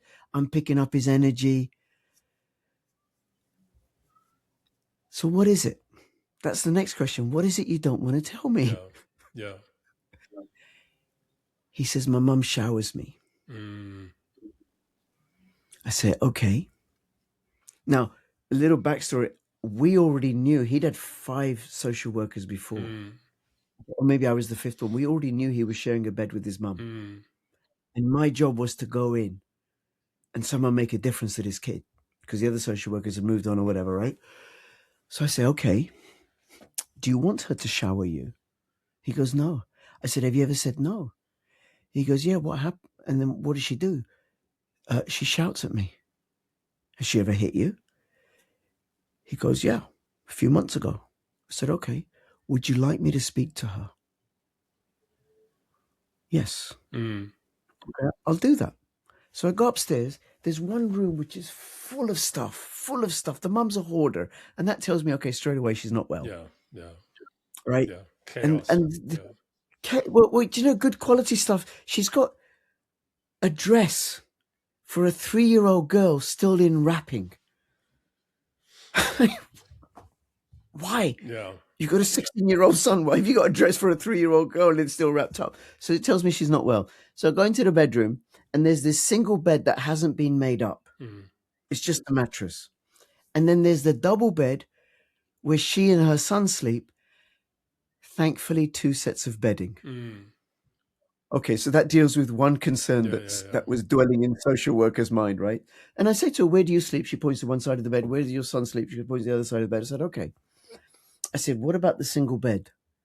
She says, I'm getting that ready for him. No, we're going to get that ready now. Go get me some bedding. We're going to get that ready now. Right? Go get. So she goes to get some bedding. And I said, okay, he's no longer going to sleep with you. He's going to sleep in his own bed. And I say to her, do you know he wakes up with a stiffy every morning? And she's horrified. And the other thing is established, she's a good Christian woman. Church is really important to her. I said, this is what happens with 16-year-olds. Yeah. Right? Yeah. He's now going to sleep in his own bed. I said, the other thing is you're going to stop showering him. She goes, actually, no, what did she say? What did she say about the sleeping together? She goes, look, she lost a kid. She lost a little baby. She wants to take care of him. I don't know if it was a girl or not, but an infant. She wants to take care of him. And I said, look, you cannot sleep with him. He's 16. She goes, it's my culture. And I say, no, wait a minute. What are you? Yoruba, Igbo, Fulani? The main 3 tribes in Nigeria, right? She goes, I'm Yoruba. And I say, okay. I'm Yoruba. I'm Igbo. I'm Fulani. Nobody sleeps with a 16-year-old. Yeah. Right? Now, what I think went on, the other white social workers bought that line. No. No culture does that with their 16-year-old sons, right? Yeah. So then we set up the other bed. And I said, the other thing is you can't shower him no more. She goes, he doesn't clean himself properly. He smells. I said, you can't do that. He's 16. All 16-year-olds smell. They all smell. You can't help it. Yeah. Anyway, I later find out she stopped showering him and he was sleeping separately because I checked in with him. A few months later, I'm finishing with the family. And she says to me, and I'm thanking her and acknowledging her for the difference she's made and everything and how much happier her son is. And she goes, I couldn't believe what you said to me. Who is this Indian man telling me he's Fulani, Igbo, and Yoruba? But the thing that I've got, and it's from my training and development, and I think I said it's going beyond that which separates us, that which they create to separate us, that which we think makes us different. Underneath it all is this shared humanity. Yes. Mothers love their sons. And sometimes they're damaged and they're unwell and it doesn't get manifested or expressed correctly or at all. But clearly this mum wanted the best for her son, but couldn't see that it was harming him. Yeah. So then how do I get her to see it or to take correct actions that make a difference to him in a way that she agrees to? And I did that by telling her that I'm Igbo, Fulani, and Yoruba. So I just wanted to share that with you. No, it's, how do we break through? This is something on the societal level, right? We have all these labels and titles and description. One of the byproducts, or maybe intentional, I don't know, of the last 2 centuries of scientism, not that I'm against science at all, but this Sure. professional class, is that we now have 30,000 different descriptions with all these formal fancy titles and papers and citations and all of this for all these distinctions of things. The one, at easily 60% of all that's nonsense, but the 40% that's non-nonsense, the actual differences are minuscule. No matter how many fancy words we put to this, that, defining distinctions, when you take a step out and look, it's like, yeah, but the actual fundamental differences are so minuscule that they're really not important at all.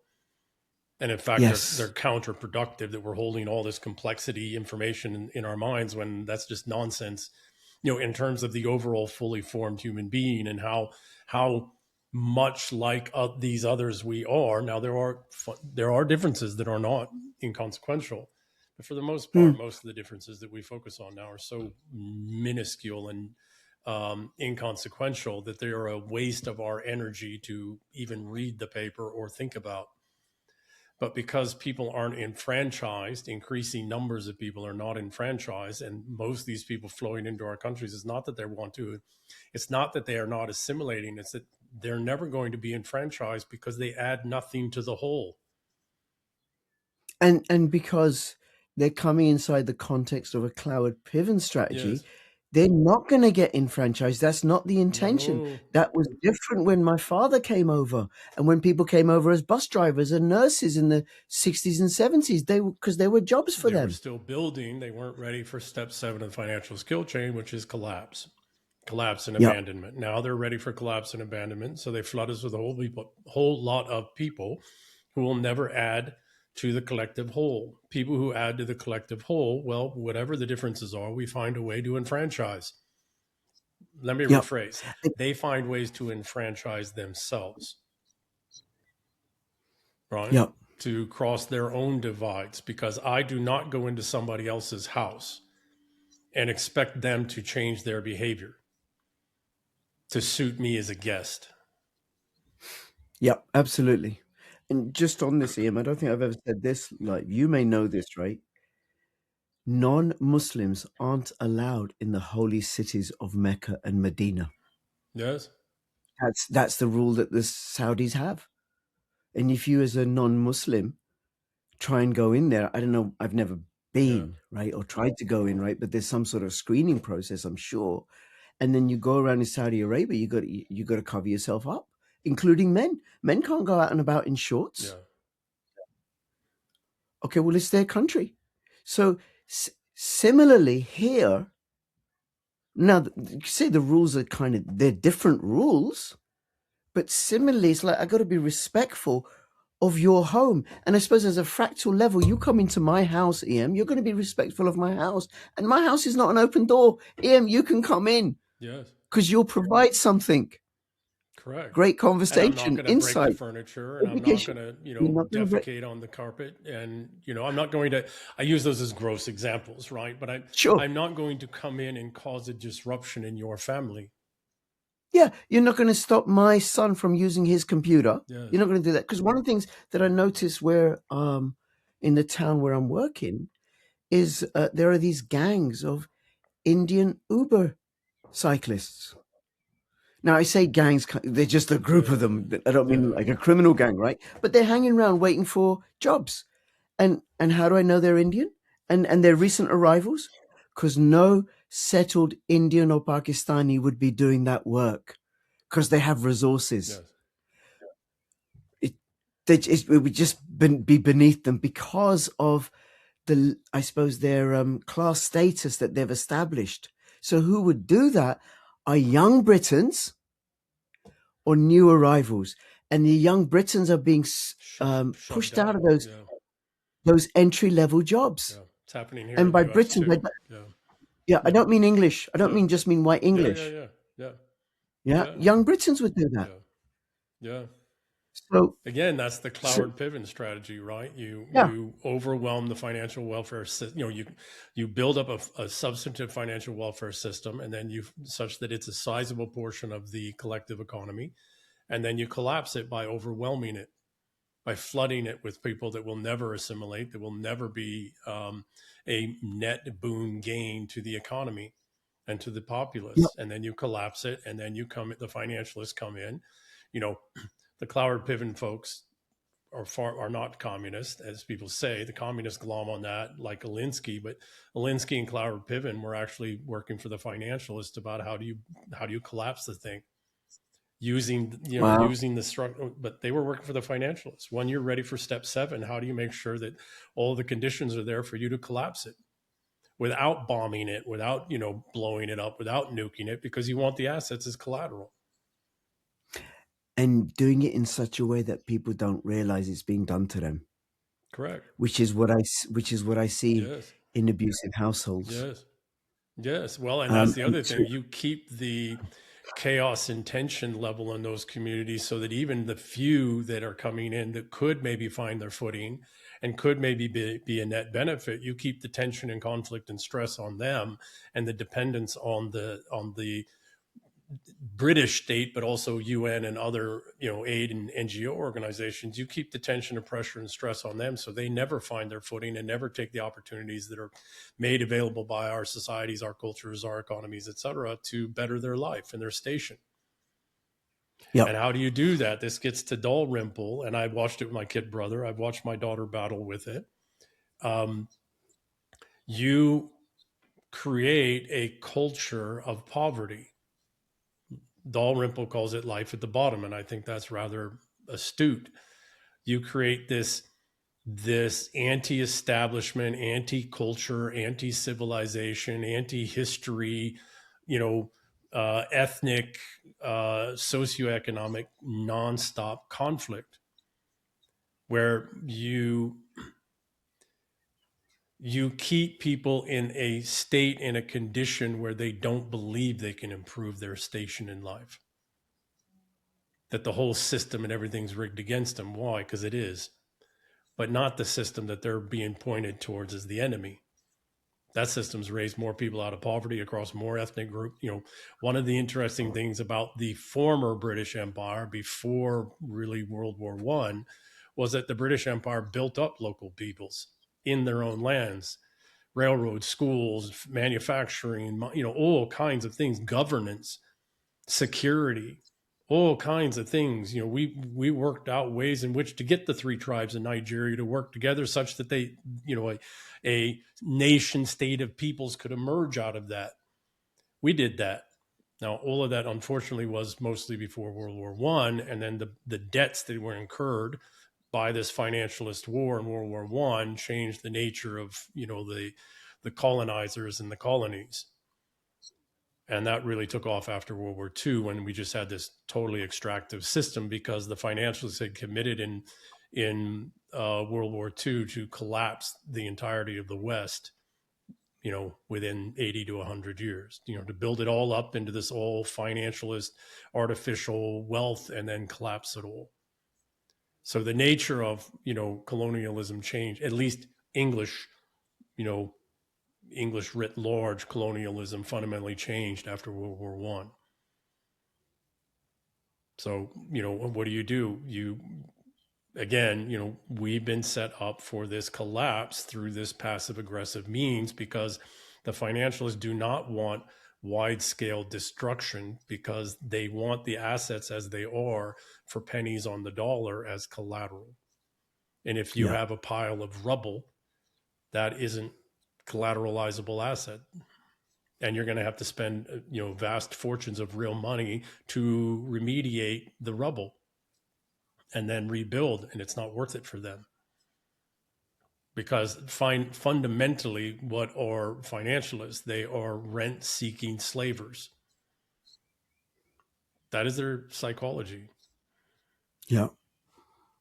It's how they make their grift. That's how they make their grift. They don't build anything, they don't innovate anything, they don't create anything other than slavery and and rents. Yep. Yep. Right. So, one question, and I don't know how we do it. I don't know how it's done. I don't, but this, and you can talk this better than I can, but the percentage of people, even without the flooding of our lands with foreigners, the percentage of heritage peoples on assistance has only been increasing since the 1970s. Yeah. The British welfare state now costs more than the revenue taken in by tax. Yeah. Yeah. And, Churchill was all against this. And so they removed him and put Wilson or whoever the guy, I can't remember who it was, right? But Macmillan, that's right. I think it was, I don't remember exactly. I don't remember either, right? Yeah. But, Churchill saw this coming and he was staunchly against it. So they cooed him. And then it started to collapse already before the financial was ready. So they put him back into power temporarily, right, to fix it, so they can build it up some more before the collapse. Yep. So the question becomes one of, do you think in your work that we, because you've been causing these bridges, right? You've been finding the way to bridge and help people. Do you think we can do this on a larger scale? Do you think we can do it without having to do mass deportations? I don't think so, Ian. I don't think so. Yeah. I don't see how. I think what we can do is communicate with people, spread the idea, do whatever we can to wake people up. But then one of the things that the financialists have done is atomized us. Oh, yeah. That unless you had that really safe and effective injection, I'm not going to talk to you. Yeah. And that's been quite striking to me, because I remember being at outside at demonstrations outside the South African embassy, and we would talk to people. Yeah. You don't agree with me about South Africa? We would talk to each other. You don't agree with me about the miners' strike or Thatcher or whatever? We will talk to each other. That doesn't go on anymore.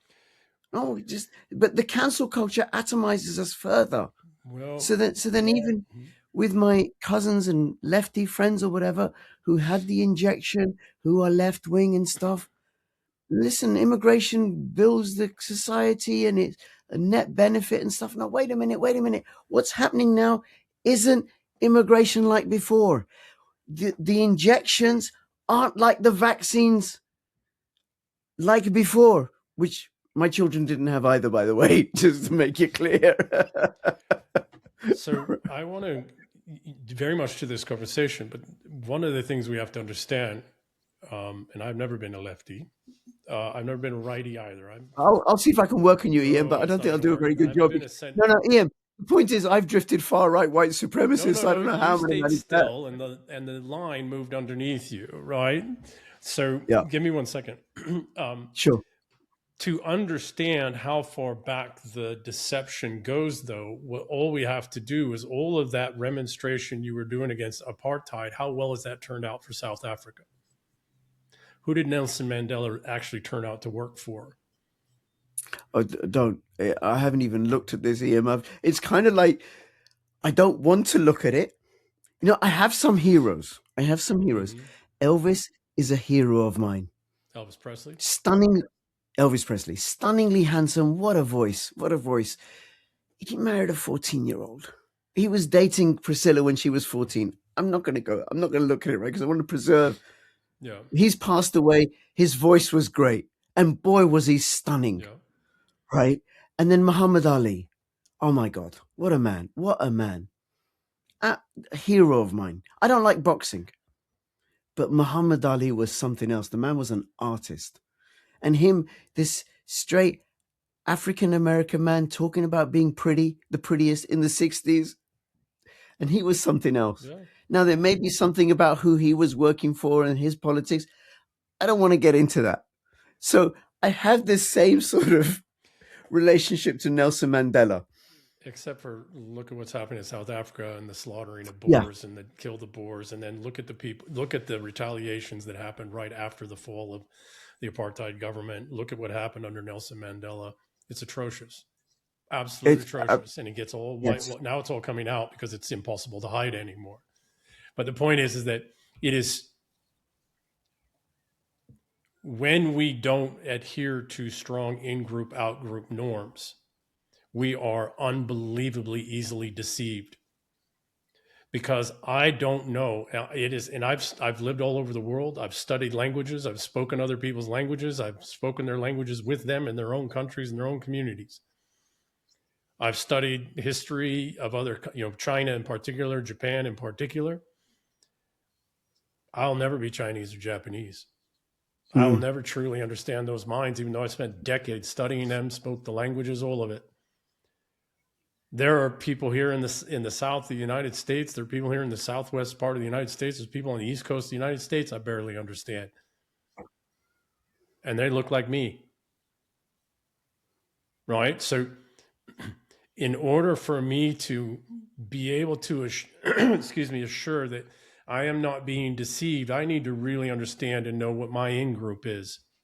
And I need to know Mm. what the norms and cultures and standards and mores, et cetera, are of that. And the only way I can do it is you can't ask that questions because people lie or they just don't know. And so the only way you can do it is to understand how strongly, one, to deeply understand the underlying civilization that we belong to, that is the framework that we all come from, at least us in the Anglosphere, and then how closely they adhere to that. And then what are the unique natural fractures within that because of the different populations in it, right? Mm. So the English and the Cornwallians and the Welsh and the Scots and the Irish, we're all very distinctly different from one another, even though we share the same English Anglosphere civilization for more than 1,000 years.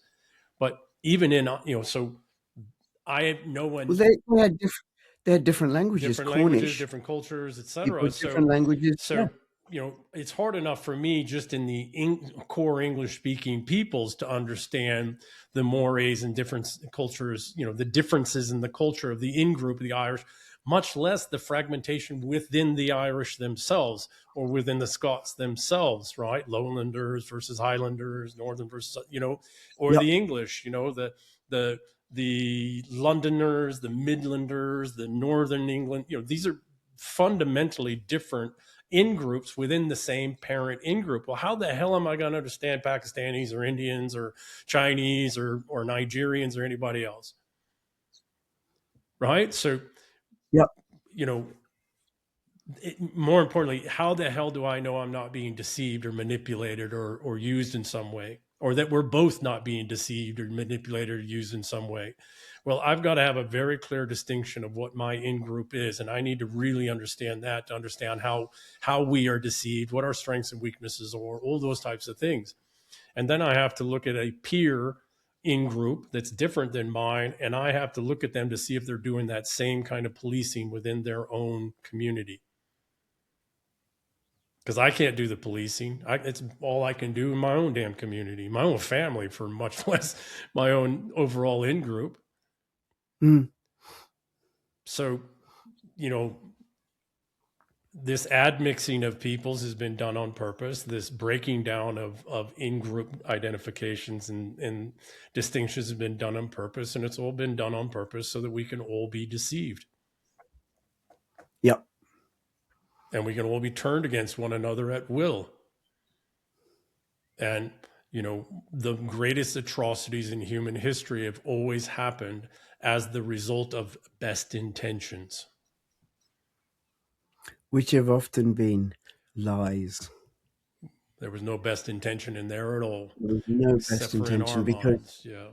yeah, it's because they rob the host nations of their productive capacity. Correct. It's parasitism. It's Yeah. straight up parasitism. And so I have no ill will or animus towards anybody. I really don't. I do towards resentfuls, the ones that I run up against. I do have ill will and animus towards them because they're openly working against me and my family and my people, as well as yours. Yeah. as well as others, against all. So when I look at the world, and again, I didn't come from poverty, but I lived in abject poverty for some years of my life when I was young, Mhm. and um, it was very informative. It's a culture, it's a mindset, and it's very, very ethnically based. When you talk about, what we think about is, racial hatred and all of this, it's the people in the bottom who are constantly preyed upon in every way, who are constantly turned. So let's go back to the father with the 9-year-old you were referencing, the angry Mhm. man. What was he really angry about? He was powerless. Well, did you know that once I asked him, Hmm. I said to him, "How come you're so angry?"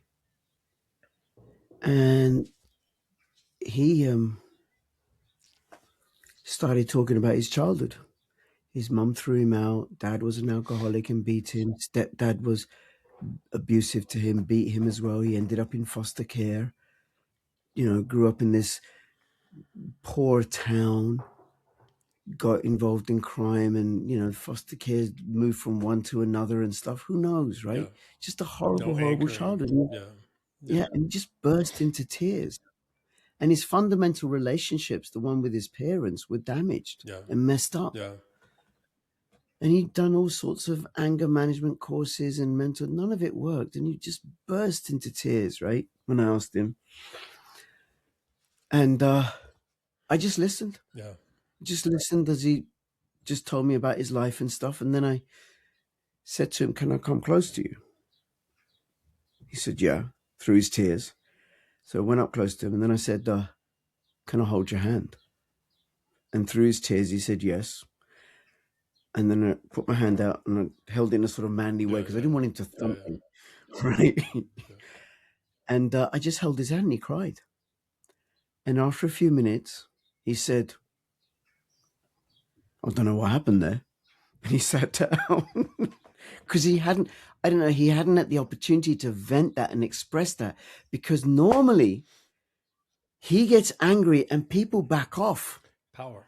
I would It's the just, only I power. would Yeah. just, yes, yeah. But I would just sit and I've seen other professionals do this with him. They'll say to him, "Listen, you got to stop Yeah. Yeah. Yeah. this speaking to me this way or I'm going to end this Yeah. call." And I didn't do that. I just let him, I suppose, Because you I knew it don't want to wasn't directed disparage at him. you. I don't know, Ian. I don't know if that was the case, right? Because some of the things he said, right? Although it's funny, he never racially abused me. He said all sorts of things. And I asked him about it. I said, "How come you don't racially abuse me?" He goes, "I'm not racist." I said, "Well, what about this criminal conviction?" He goes, "Yeah, well, I'm not like that anymore." He probably wasn't All like it right, then fair either. enough. It was probably just something that was said in the heat of the moment. I don't know. I don't know, right? But anyway, I suppose it's a little bit like when, my 2-year-old or 3-year-old is throwing a tantrum. Me and my wife are like, "Oh, it's interesting." Yeah. Just watching it Just keep go it over on, there. right? Yeah. Yeah, it's like, okay, all Yeah. right, he's off on one. It's And powerlessness. normally, I had a lot of anger when I was young. I had a lot of anger for a long time. Took me a long time to deal with that. But what was that anger about? Now, for me, I don't know why it is, but I've never blamed anybody else for anything since I was young. Never, mhm, never. Um, but what was that anger about? Powerlessness. I had no power to, for years, I had no power or capacity to protect myself, to articulate myself, to be sovereign. And then you go mhm, into you go into care and you go into systems, and I've heard you reference a couple of times how other people in the professional side of the care address things, and more often than not, I'm just going into somebody else's control net that has nothing to do with me and really couldn't care less about me. I'm a number. right. I'm a problem for them to solve. That's not their problem, so they just want it to go away as quick as possible. And then often we go into homes. Some of the folks were well-meaning, but most of them had, they had another. It was just another set system of you're going to do this, this, this, and this, or you're not here anymore. You have no agency. Well, in a young man, particularly an intelligent, fit, capable young man who works on himself, that causes wrath. Mm. From the time young men are about, boys are about 11, 12 years old, and this is why I think manhood rituals are very important. But Yeah. from the time kids are, a boy is 11, 12 years old, he should already be starting to be shaped into, sovereign manhood by the time he's 16 to 18 years old. Because that's how we're naturally wired. Because historically, we'd be at war by that age, or we'd be an independent individual in the community providing some, capacity to the overall community. That hasn't, all that wiring and coding in us that's millions of years old hasn't magically gone away because of the Industrial Revolution and the post-industrial revolution. Look at history. Look how old Alexander the Great was. Look at a third of the founding fathers of the United States. Look at the great male figures in human history and how old they were. Very few of them were more than early 20s. And many of them, like some of the greatest battles in history, were won by 16-year-olds, kings. I think there was a Farragut, I think his name was. John Taylor Gatto talks about him. He captained a ship when he was 12. Yes. And what Benjamin Franklin accomplished by the time he was 16. Yes. It's just remarkable. Yes. So we're No, we're infantilizing men, right? And what does that do? Well, it causes rage, yeah. right? And what is it at its fundamental is young men are supposed to be the ones who are allowed the framework or provided the frameworks and the guidance, and sometimes hard guidance, to develop themselves into sovereign individuals. But what is the one thing you cannot have in a slaver system? Sovereign individuals, Sovereign individual. particularly Yeah. sovereign individual males. Yeah. So most of the rage I've seen, regardless of the ethnicity, regardless of the socioeconomic class, because you get rage at the top too, at the higher levels as well, because they're in their own straitjackets, and it just, the rage manifests itself different, right? They're just assholes. They're nasty little shits. But it's the same rage. We've steadily, since World War I, we've infantilized the males and denied them individual sovereignty at that early age that most males would historically have developed that. Why? Because we need males specifically as a slave class. Yeah. And look at And how because what feminism's done once it really, now women are the dominant force in schools and administrative roles, et cetera. What have we done? We've exacerbated that and mothers to sons, because they want the slave class. yeah.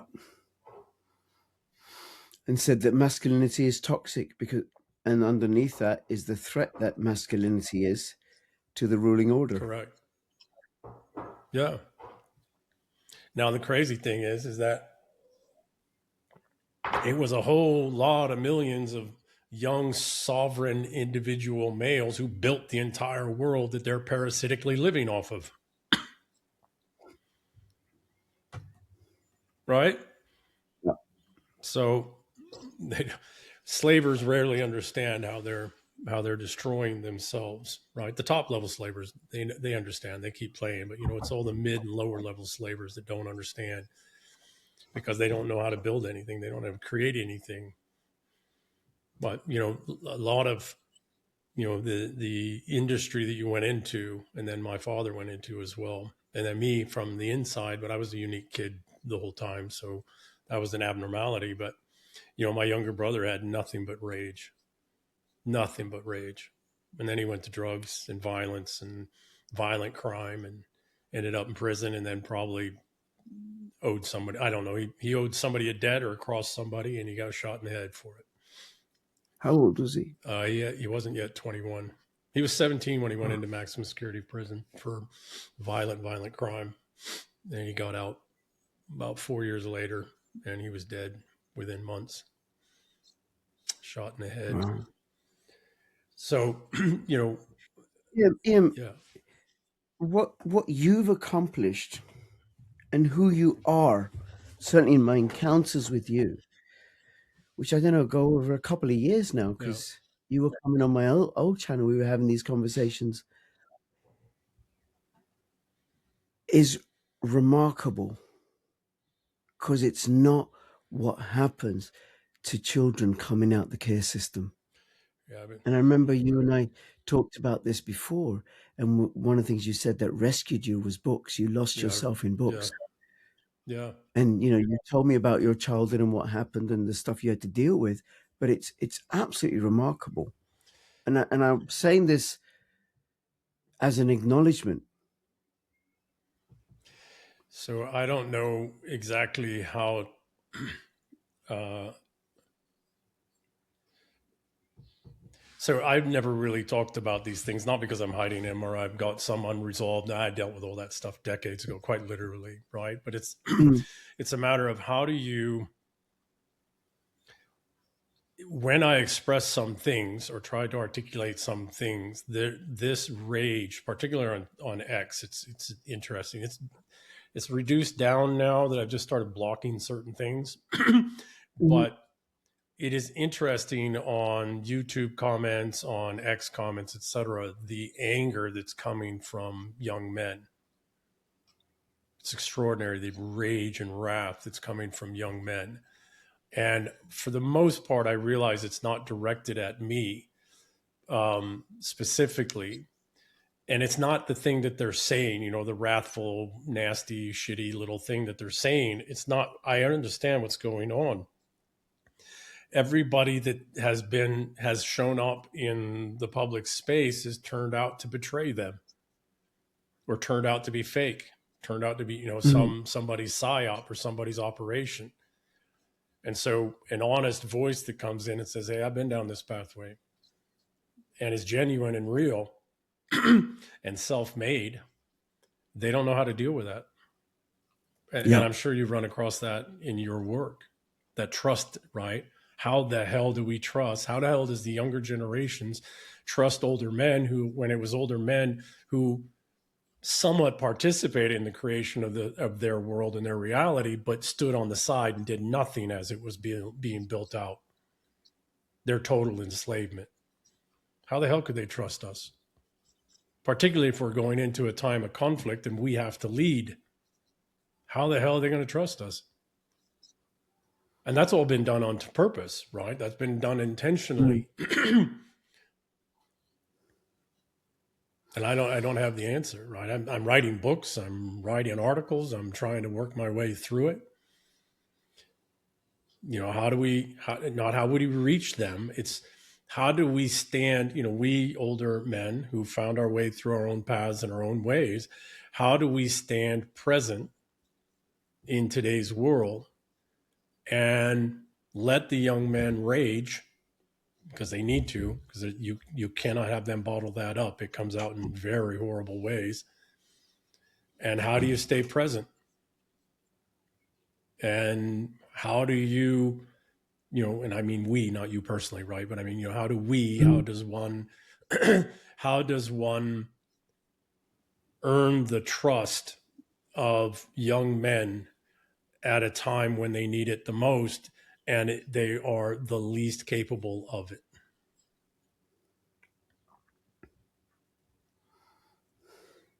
So, your profession, the work that you've done, the way that you've done this is of, how you found to do that with men, young men from young age to teenage years, your capacities in that of, bridging those divides and earning that trust enough to at least move something to a healthier or onto a healthier pathway or into a healthier place. That's an immense set of skills that might want to be codified or brought, that might want to be put into a book or into a training program or into something that that other men of our time and our age can look at and go, okay, well, this is okay. Here's some tools I can use so I can stay present and I can be available as a mentor and a leader and not let it, devour me or not let it mm. bounce off me because I have had a reaction and a response to it or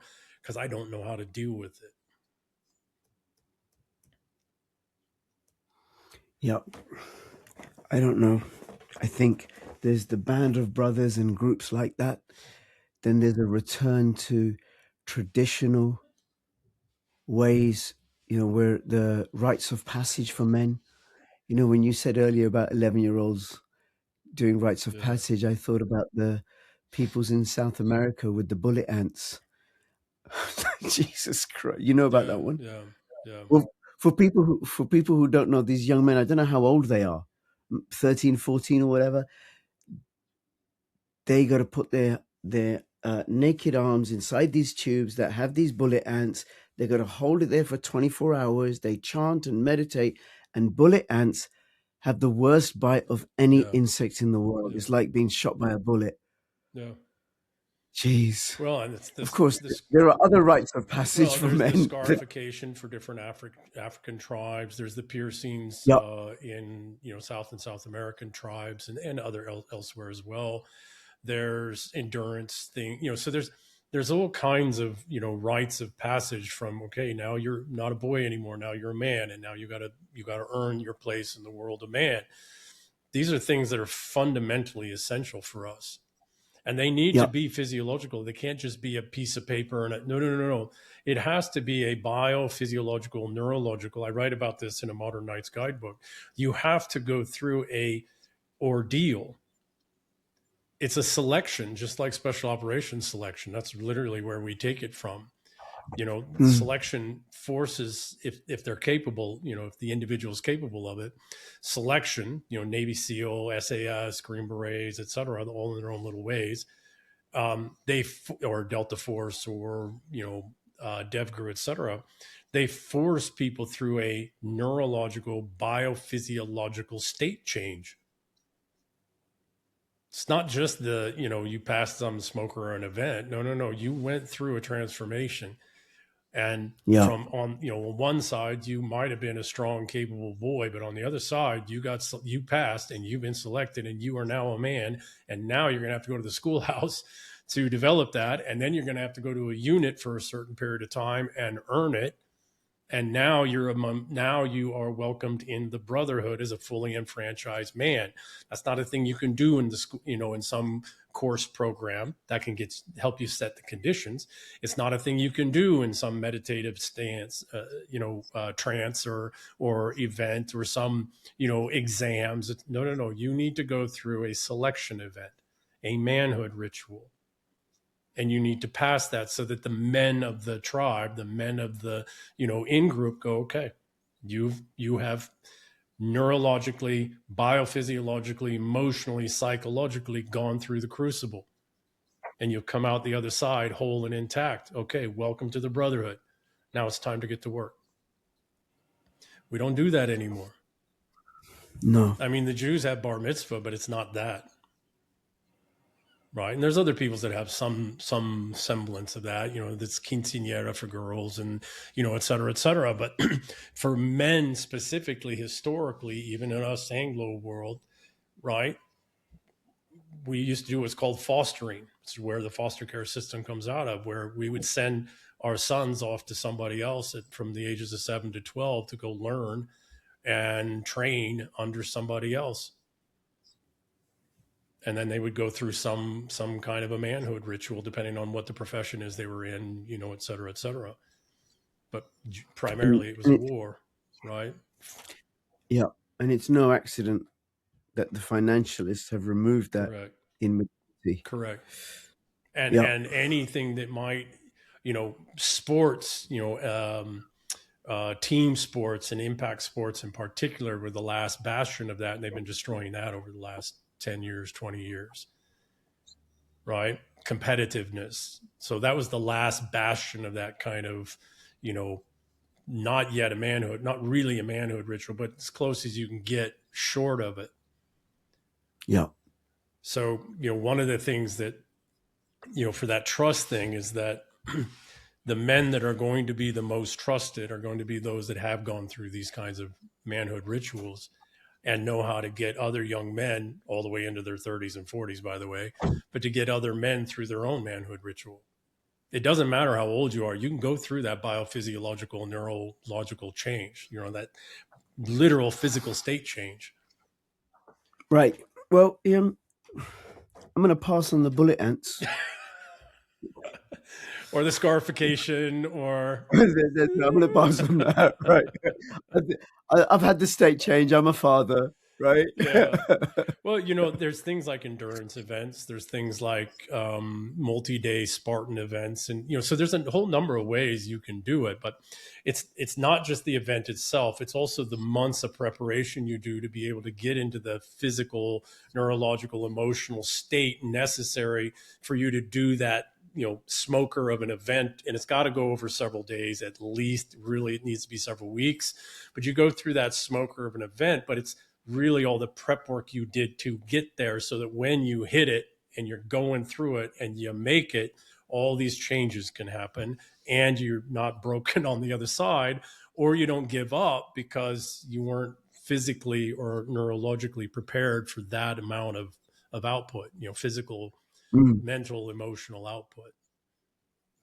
Right. So again, I don't, the thing that's in my mind the most right now, and really I think you've done a lot of this more than you realize, because you did it intuitively. You've been doing this for decades, but you've been doing this, crossing this divide to the uninitiated males and females as well, and figuring out how to connect with them, mm, right? To get through the anger, the pain, the angst, the self-harm, the doubt, the life at the bottom, class and culture stuff, and really connect with them. That's immensely valuable, because it's what's needed most mm. right now, because we've such large numbers of these people now. We've never had this Yep. as a proportion like this before. Historically, it was even in the poorest of times in our countries and cultures, it was less than 10% of the populace. 7 to 10, 7 to 12, even in Great Depressions, that were living in the state and condition that we over 50% of the population is now. I interviewed two guys who are running for election for the National Parliament of Ireland, Mm, and the election was on Friday. mm, And I interviewed them with Blaine last yeah, I week, caught part of that. Yeah, and, yeah. and they told me, one of them told me that 30 years ago, the Irish population was 1% ethnic minority. It's now 23%. It's higher than that. It's just that's the documented. That's the document. Okay, Yeah, fair yeah, enough, right? yeah, That's yeah. the official what we're told, And they're right? getting washed. Quite Yeah. possibly. Sorry, go ahead. Yeah. Yeah, it's just evil, absolutely evil, the destruction of a homogenous Christian, beautiful nation. I used to love going to Ireland. Yeah, I used to, yeah. as a kid, go cycling around, get called Paddy by Irish people. I grew up around a part of London where there's a very large Irish population. Irish people are just wonderful, absolutely wonderful. Irish are the soul of the English-speaking peoples. They are the Yeah, soul. and then They are literary, artistic. They are the oh, melancholy gorgeous. soul of our people. At least they were the melancholy soul of the Anglosphere. And God bless And, them. and Yeah, and if truth be told, I've fallen in love with a few fair Irish maidens in my time. Right, nothing's ever happened, but hey ho. yeah, yeah. I was raised to believe I was Irish until a DNA test in my 50s. So I was raised to believe by Right. my mother that my father was Irish, and he's not. He's English. I mean, I got 6% Irish because Ulster, Ireland, because the family, my father's side of the family, spent some time there as governors and other things back in the past. Mhm. Um, but I've always had a deep love of the Irish, deep love Yeah. of them. And San Francisco was built by the Irish. Uh huh. Modern San Francisco, the city that we have now, not the old Mission San Francisco, but that was Spanish. But from the gold rush era on, San Francisco was built by the Irish. When I was young in San Francisco, California, a large portion of the populace were native Irish from Ireland. And this, of course, was during the Troubles. So some of them were there to just get away from it, and some were there for other reasons, fundraising and Mm. hiding out here and there. But we had a large Irish population in San Francisco. We still have pubs there that are over 125 years old, Irish pubs. So we had a very strong influence there when I was young. I loved it. They're all gone Yeah. now. They all either went back to Ireland or they went somewhere else. The majority, I wouldn't say they're all gone, but All right. Yeah. Well, I think my bladder is saying I got to wrap this up. That's right. As we get on, that happens. Yeah.